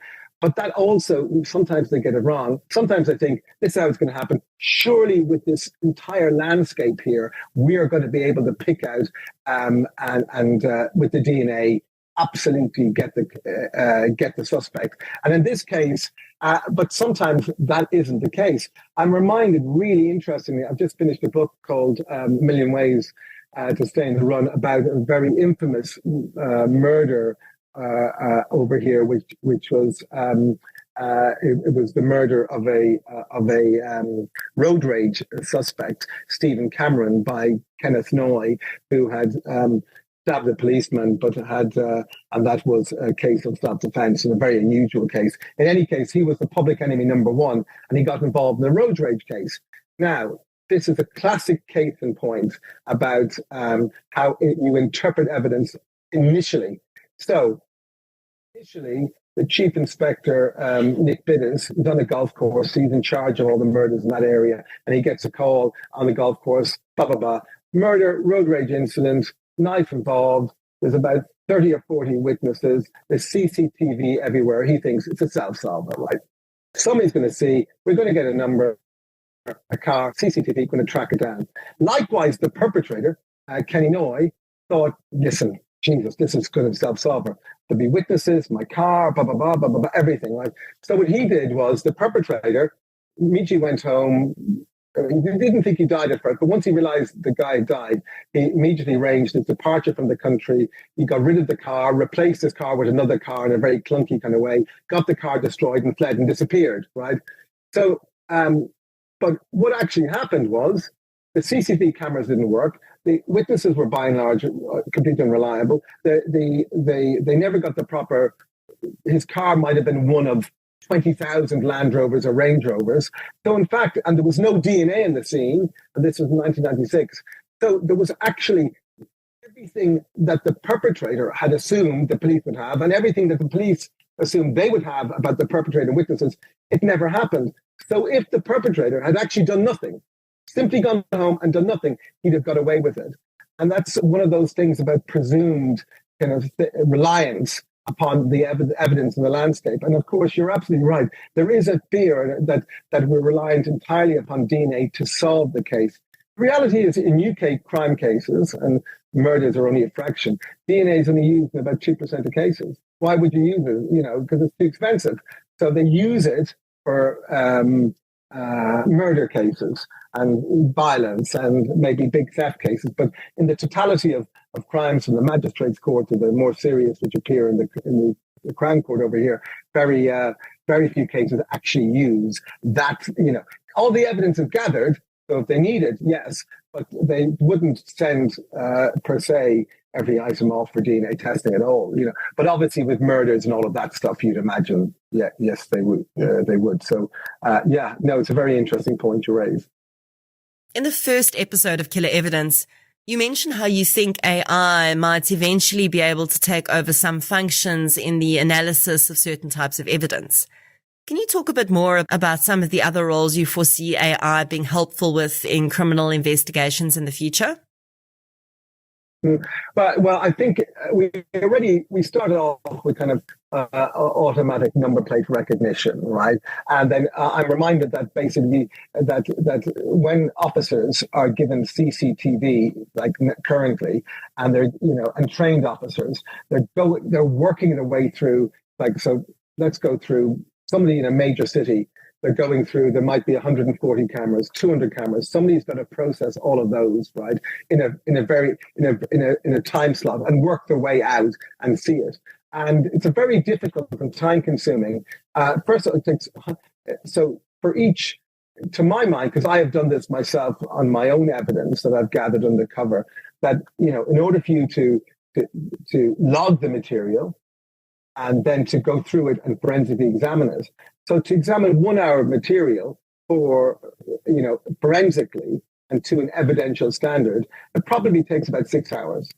So now we understand that, with ChatGPT-4 and then if you're working with these companies, AI companies, you would work with your own programs, you would quite predictably be able to put in your parameters into a program with ChatGPT-4 or equivalent, and that all that work would be done practically instantaneously. And you would say this person here, and they would track. So that problem is solved in an instant. And so now I can imagine this. I can imagine.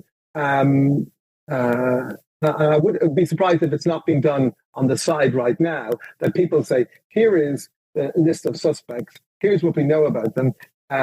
There's the social media accounts. Go ChatGPT and see who you think is most likely. I can see it. At the moment, I'm sure there are guys in Quantico, and there are guys that's in the FBI headquarters in the US. I'm quite sure that they're playing a parlor game with ChatGPT and developing that into tools as we speak. More interestingly, I think, in relation to the other era, I mean, they're now, in terms of committing a crime and how to, this other parlor game, how to commit the perfect murder. If you're the people who really know how to commit a perfect murder are those who we call our non-apprehended offenders, i.e. the people who got away with it. They're the people who know. And people who've been involved in that kind of arena, they nowadays, with the proliferation of cameras and digital technology and landscape, it's very, very difficult not to leave a trace. But just sometimes, and mostly, if people get away with murder, it's because they're very, very lucky.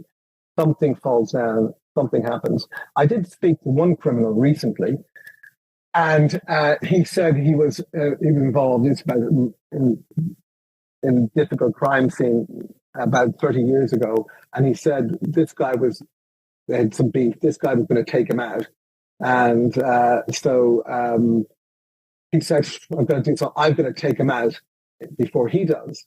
And so he spent one day casing him out and thought it'd be all good. And he knew, because he had beef with this particular guy, that the police would come knocking on his door as a likely suspect. But he had an alibi, so he had his car at home, he was there, and he snuck out the back, took another vehicle and went there. So in the first day he went there to the guy's house, the target wasn't present. The second day he went there, and as he was arriving up there, he saw all these police activity out there, and somebody else had got to him first and killed him. And to my friend's mind, that was the perfect murder. He went to kill him, but somebody else got there first, and it's like, it's okay, man, yeah, fine, So it's very difficult to commit the perfect murder, but nowadays they will be able to, in future, within 10 years. If you go into a room and breathe, your DNA will be there, right? If you go, the identification, it's so microscopic, and what we leave, and even everybody smells and odor is so distinctive that I'm sure in 10 years, just a mere breath in a room will be able to locate somebody in that room. So that's getting very, very, very, very, very exciting. So the prospect of committing a murder and getting away with it in highly developed countries with highly developed kind of, and not on where violence is on the scale that it is in South Africa, but in, say, in the UK and in America, outside of gangland violence, the likelihood of getting away with it is kind of increasingly slim. But so it's a fascinating area where ChatGPT and science will go. Listening to you tell that story, do you think that the undercover reporting work you did has given you a different perspective of criminals and crime in general? Do you feel like you've maybe witnessed the underbelly that we all view from a removed place firsthand? Well, when I went undercover in the drug gangs in Nottingham, and the drug dealers there were earning, this was in 1996, 1997, they were earning like £350,000 a week. This is then cash profit. And one of them told Wayne Hardy, and I got to know him. I got a job it took me 9 months to get a job as a bouncer and curry his favor and I became his gym buddy. And if you're an undercover copper, you'd be expecting results very quickly. But if you're an undercover copper, you would have two people around you supporting you. I was there in the city all by myself. So it was kind of reckless of my employers to put me in that position. But as it happened, I came out safe. But I got to know him as a person, as a friend. But my job was to basically, in television terms, convict him for a drug dealer, which I did. Right. But subsequently, I came back and revisited him. And although he got time in jail for other crimes, but he was made notorious in front of kind of 9 million viewers. That was the kind of ratings we had back in the day. And we did a 2-part series called Wayne's World and The Untouchables. And I befriended him, and he came back. We did a film together. And the film where he presents himself, yes, in his arena, he was incredibly entrepreneurial. If he was middle class, he'd be a share dealer and make loads of money. And in fact, he has spent some time in South Africa, was deported from South Africa. But he was a lovely guy, and he was, but and would have had a nasty side to him, but I saw the human quality to him. And I think living cheek by jowl with these criminals over long-term, infiltrative, immersive kind of, and you're buried in the world rather than jumping in for a day or being, meeting them in prison as you would as a criminologist or as a forensic psychologist or even prison governor. No, it was fascinating. So you get to see a more rounded kind of perspective on them. And I must admit, when we did a show together, he told me that about when he was in prison, his first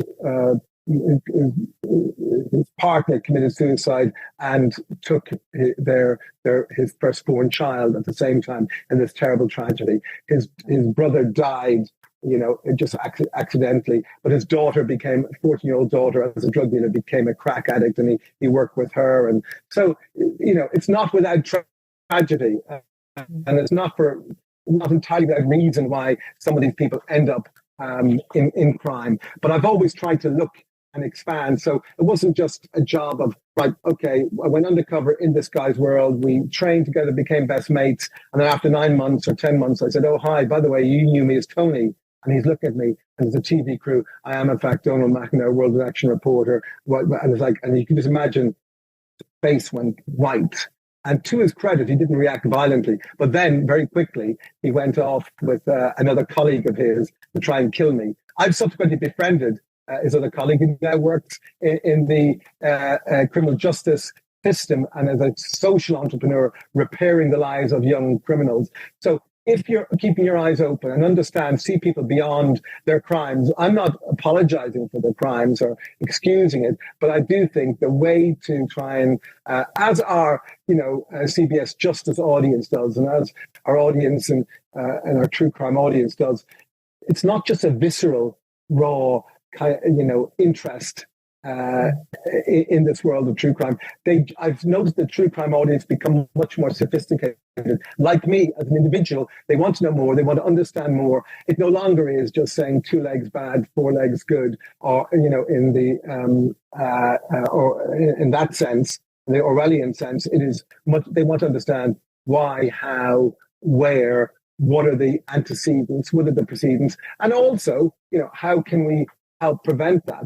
In the first instance, the drive is to get justice for the victim and the victim's family, to hold them accountable. And then the next step has to be to understand and perhaps reclaim and then prevent further instances of that. And interesting, in murders here in the UK, where there is a real, where for example, the state could have done better if they released the prisoner and he committed murder, or if there was a police failure or institutional failure. There's a thing called an Article 2 inquest, where they can have a long-standing inquest, which is dedicated not only to finding out how someone died, why they died, but also what lessons can be learned. And I think that, in many ways, the viewer, the true crime viewer, the CBS Justice and viewer, is interested in that kind of Article 2 kind of analysis. They want to know, how, why, and also what can be done. And I think they get, I think they do get a kind of boost when they know that that additional layer is given to a program or an investigation. The how, why, but also how we can prevent this in future. I don't want to give too much away about the series before viewers watch it, but in that first episode, you mentioned that the offender, having pled guilty, served his psychopathic need to boast about his crimes. This desire for attention is often clear in serial offenders with psychopathic tendencies during trials. But why do you think that this offender would have preferred to admit his crimes rather than having the full experience, so to speak, of hearing months of evidence about his crimes, as well as all the attention that would have brought him? I think it's about control and power. And that he had no control over whether he's going to be convicted. He likely would do, but then the victory would have been given to the jury and to the police and the prosecutors, right? In this case, he had the power of surprise, and control. I decide I'm the man who decides who's guilty, who's not. I'm the person. So that was his matrix.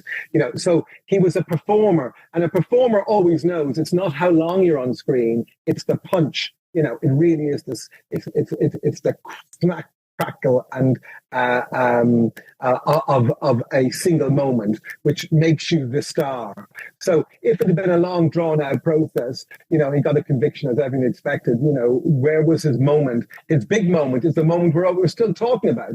To everybody's surprise, he pleaded guilty, and I think that was his effort at control. He was now the master of ceremonies, and so he basically, having set everybody else up for this kind of the jury, the judge, everybody for a long, drawn-out kind of courtroom. This wasn't a gift to the victims. This wasn't a gift to the budgets of the criminal justice system. This was absolutely a kind of ownership of control and power and a performance. I'm in charge. And like I was during the execution of these murders, I remain the ringmaster.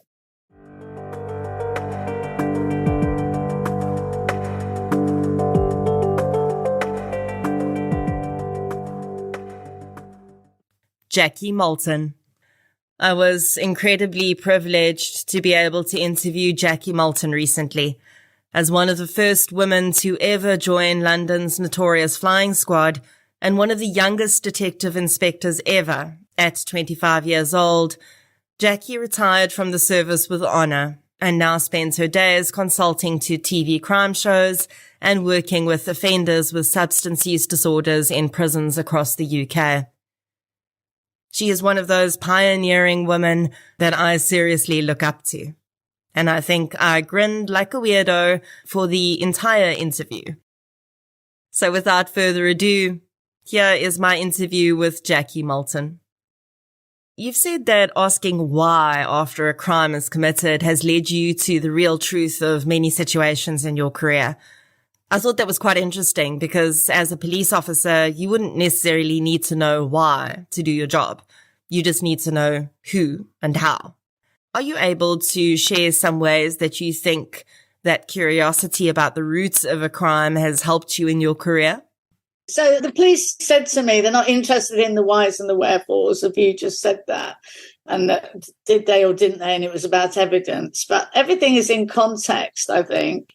And I think the context is important.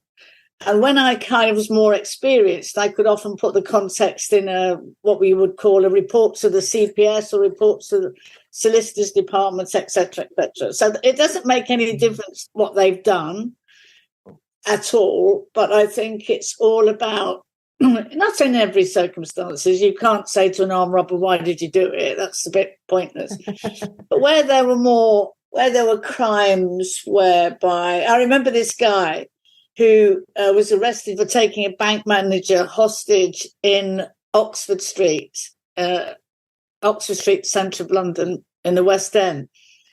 And he'd taken him hostage he was an engineer, and he made this hand grenade that looked really, really, well, it looked real. It didn't look an imitation. And the bank manager kind of feigned illness. And as he kind of feigned illness, he bent down and he pressed the emergency button and the man was arrested. So then he said, why was the reason? And he'd been given a overdraft by this particular bank, and the bank had just, for his business, and the bank for some reason had just withdrawn it, and it absolutely ruined him. And he was so frustrated that in his outrage, which is not a clever thing to do at all, that he took a bank manager hostage in protest type of thing. And I think sometimes you have to put that in context as to the reasons why, because if you didn't, then there's no story, and there's no story for the judge. And I did say to the judge, I didn't think this man had ever reoffended, and he hasn't, as far as I know, is reoffended. So I think sometimes, I remember the judge saying that it was gratifying, he said, to hear a police officer talk about the narrative, the story. And so I just sometimes think where it's appropriate that you should ask the whys and the wherefores.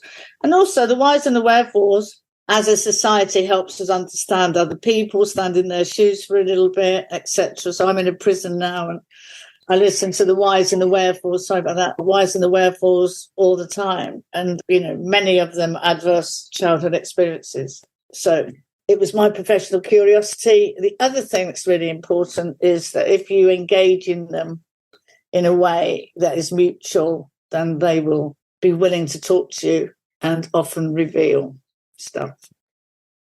So just to clarify, when Jackie says I'm in prison now, she means working in a prison, not incarcerated in one. Back to the interview.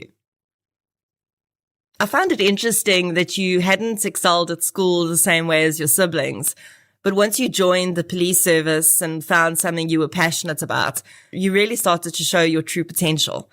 I've seen that with many other successful professionals too. Do you think that experience made you see people you encountered in law enforcement differently? Maybe as though if they'd only found their purpose, their potential may not have been misused in criminality. Yeah, absolutely. So I was a bit of a fighter for the underdog. and I think, we had in this country an exam called 11 plus, which you're destined, your life is destined at age 11, which way you will go, you pass or you'll fail. I mean, I did further education later on and I rectified it. But the point about it all is at that time, there's a judgment value. And everybody has a story. All of us have a story. Every one of us has a narrative to our lives. And I think that's really important. So, yeah, it did.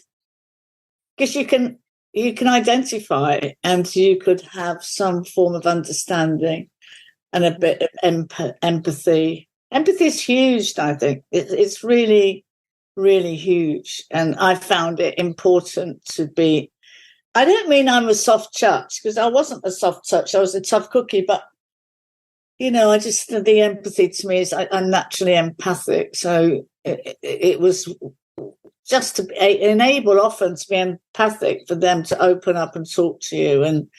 And you would get, honestly, you would get confessions that way. You'd get confessions to the crime by being empathic. And that's something we discuss in the podcast quite a bit, is understanding offender behavior, not to excuse it, but to understand so that we can try and help others. Yeah, so if you listen to adverse childhood experiences that are not dealt with as youngsters, then what basically happens is they grow up with what you call an arrested development, and now they're in a male body and female, but both sexes, of course, and they're still reacting as that child, which is in the sense of their emotions, their behaviours are childlike in many, many ways, because nobody's dealt with those issues.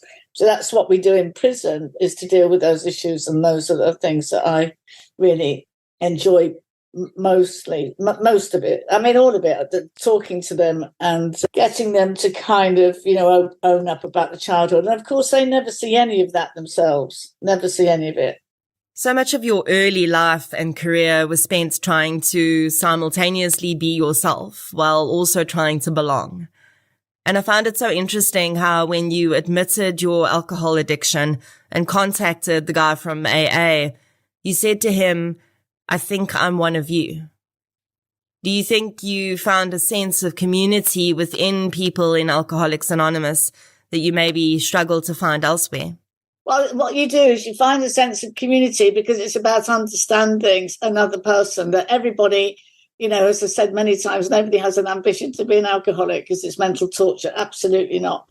And I've been there 30 years. I've heard thousands of stories and things, but it is about identification with what the alcohol did for the individual, which feels, all of them say that they were kind of riddled by fear, insecurity, vulnerability. Everyone says that, including men, and they felt this hole in the soul. So what is common denominator was the feeling of the hole in the soul.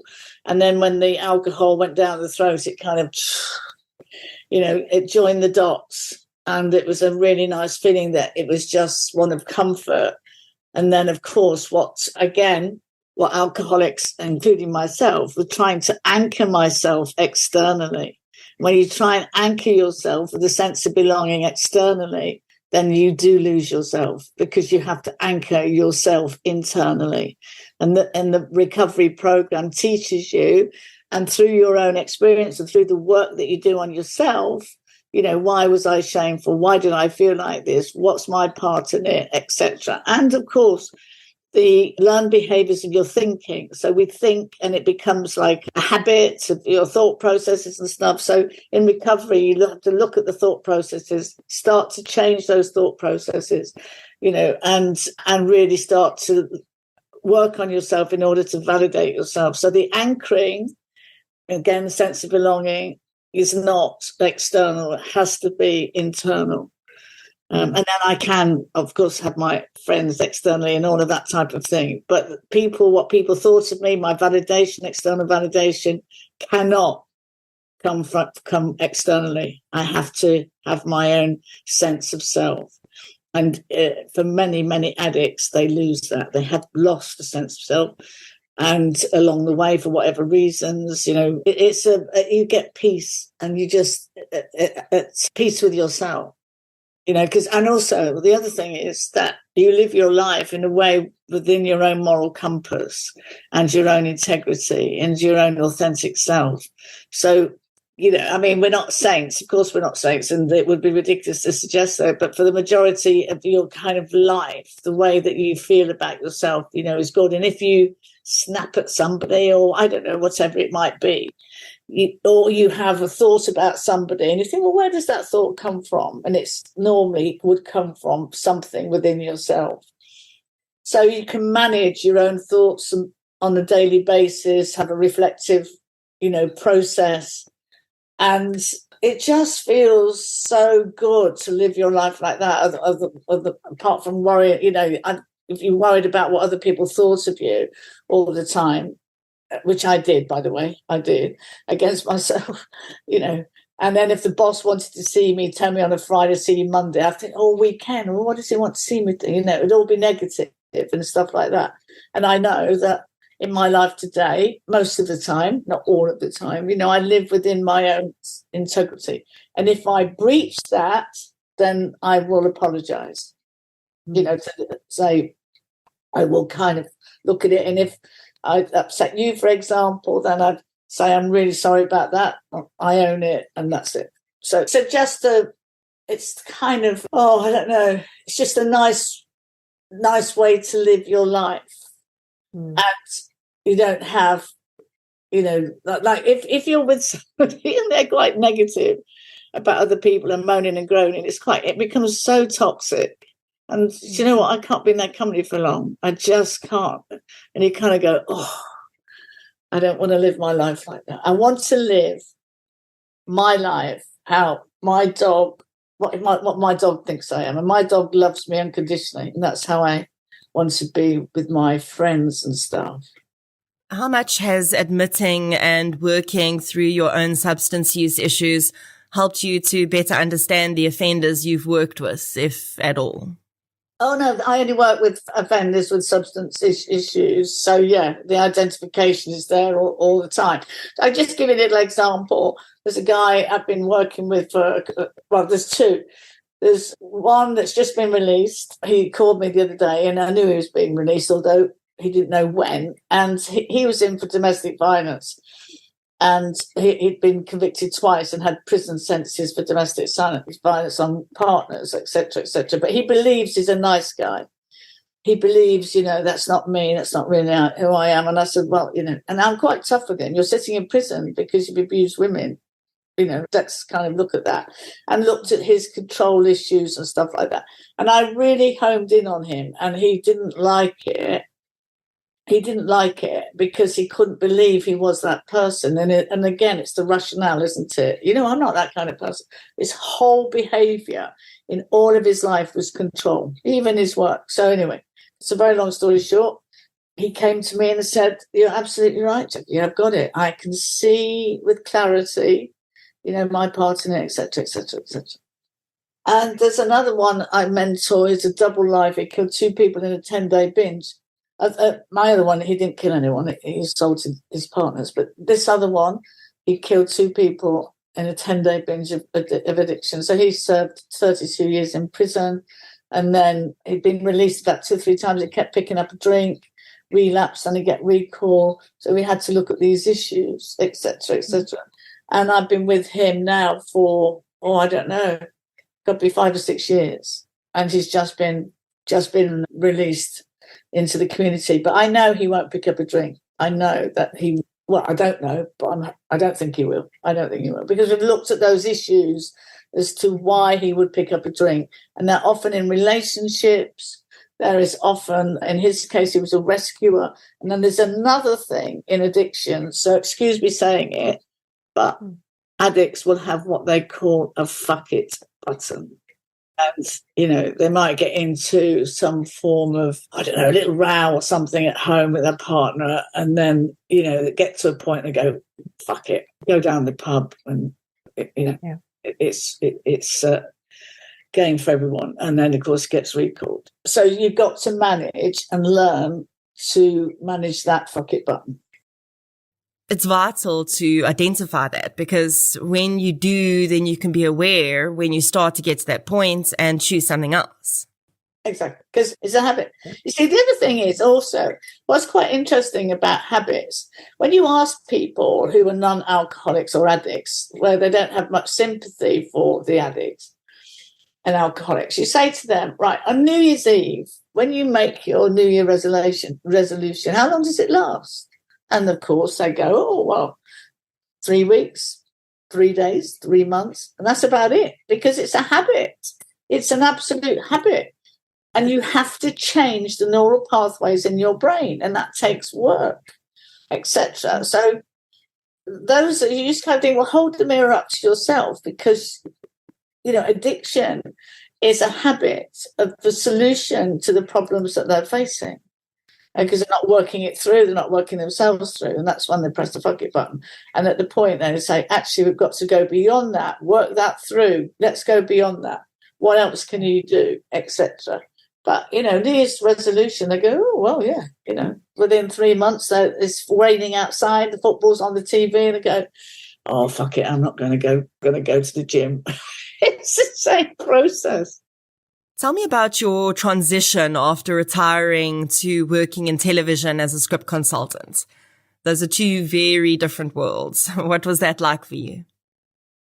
Well, I'd already had, obviously, a bit of experience with working with a scriptwriter, because I'd helped Linda LaPlante with Prime Suspect, some 6-7 years earlier. So then I worked on Prime Suspect 1, 2, and 3, and then other people within the media asked if I could give advice to them on programmes. So I then told the Metropolitan Police that that's what I was doing, and etc. So you have to inform them. So because of Prime Suspect, then I got a bit of a name for myself, and then people wanted the authenticity. So that's what happened. Now, after you leave the police, policing changes very, very quickly, procedures, processes, etc., etc.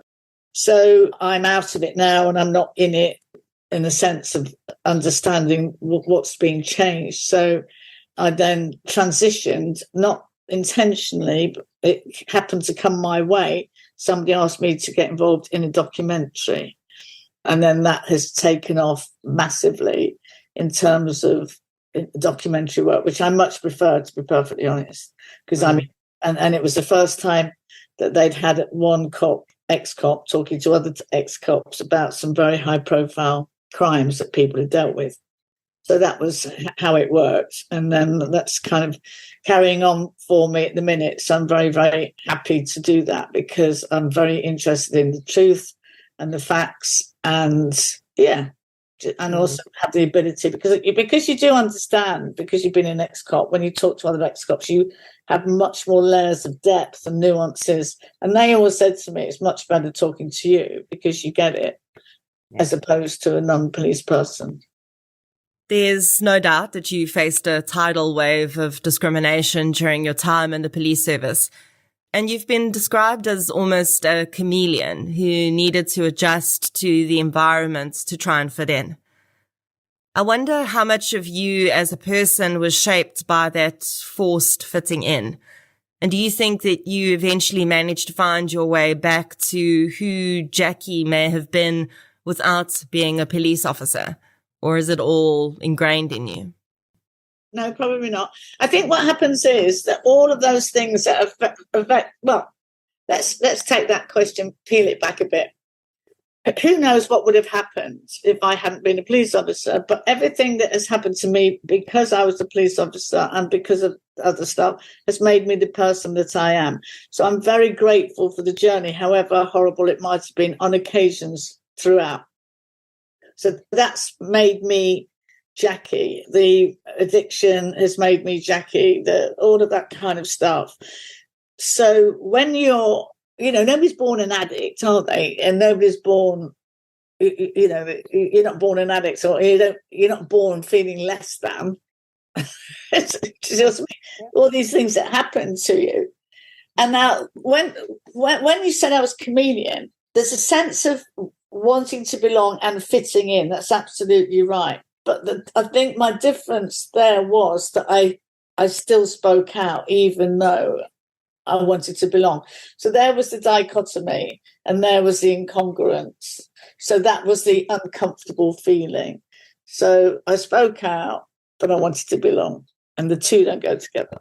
And that's that's what happened. Or the discomfort, absolute discomfort. And if I was a chameleon and wanting to belong, then I've said nothing. But throughout my career, I've always spoken out about all sorts of things. Now, this is not so much a question as a statement, and I'm sure it didn't feel like it at the time, but I was thinking that there's probably no more validating statement for a woman than, we don't know what to do with you. You've got to be doing something right when people say that. Yeah, no, absolutely. They didn't know what to do with it because the majority of the men in those days did not want an operational female in the mainstream, because we had been in the stream of policewomen hierarchy. Now we're opened up to the mainstream, and then they didn't know what to do with me. So the thing is, he did me a favour. So that was good. You often used sex workers as informants and forged bonds with them. Do you feel like your gender assisted you in doing that? I can only think that these women would not have been nearly as comfortable with a male officer. Absolutely, definitely that helped. And you know what? I always remember some of those sex workers, as we call them now, but we called them prostitutes at the time, that if you had a missing girl, a young girl, 14, from the care system, let's say, they were often from, do you understand about the care system? They've been put in care. Yeah, so, and they've gone missing from home. Missing from the care centre. I'd always go and speak to the girls. And I remember one lady saying to me, come back in half an hour, Jackie, and I'll have her. But I'll have her here. And the reason for it was they're saying, I don't want this kid to end up like me. And there was lots and lots of poverty way back in the 70s. There was women with single mums. They had a pimp that was working them, etc., etc. And the whole setup was where a woman did not have her own voice.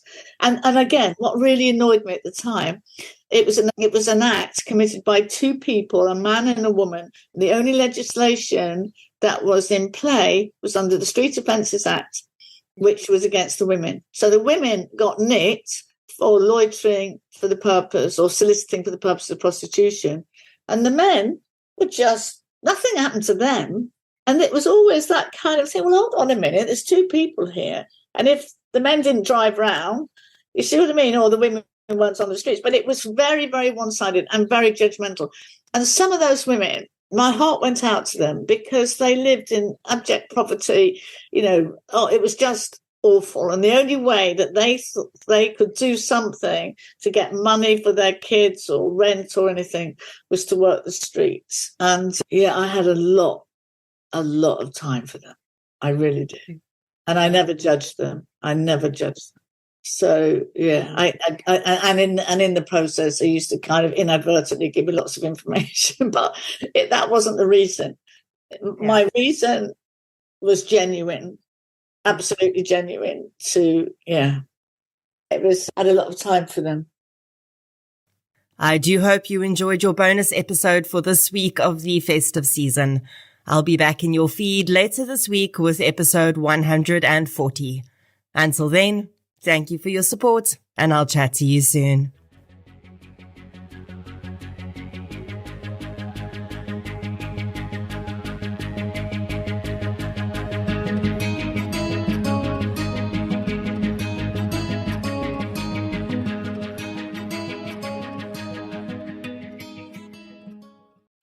A healthier, happier, more productive life starts with good sleep.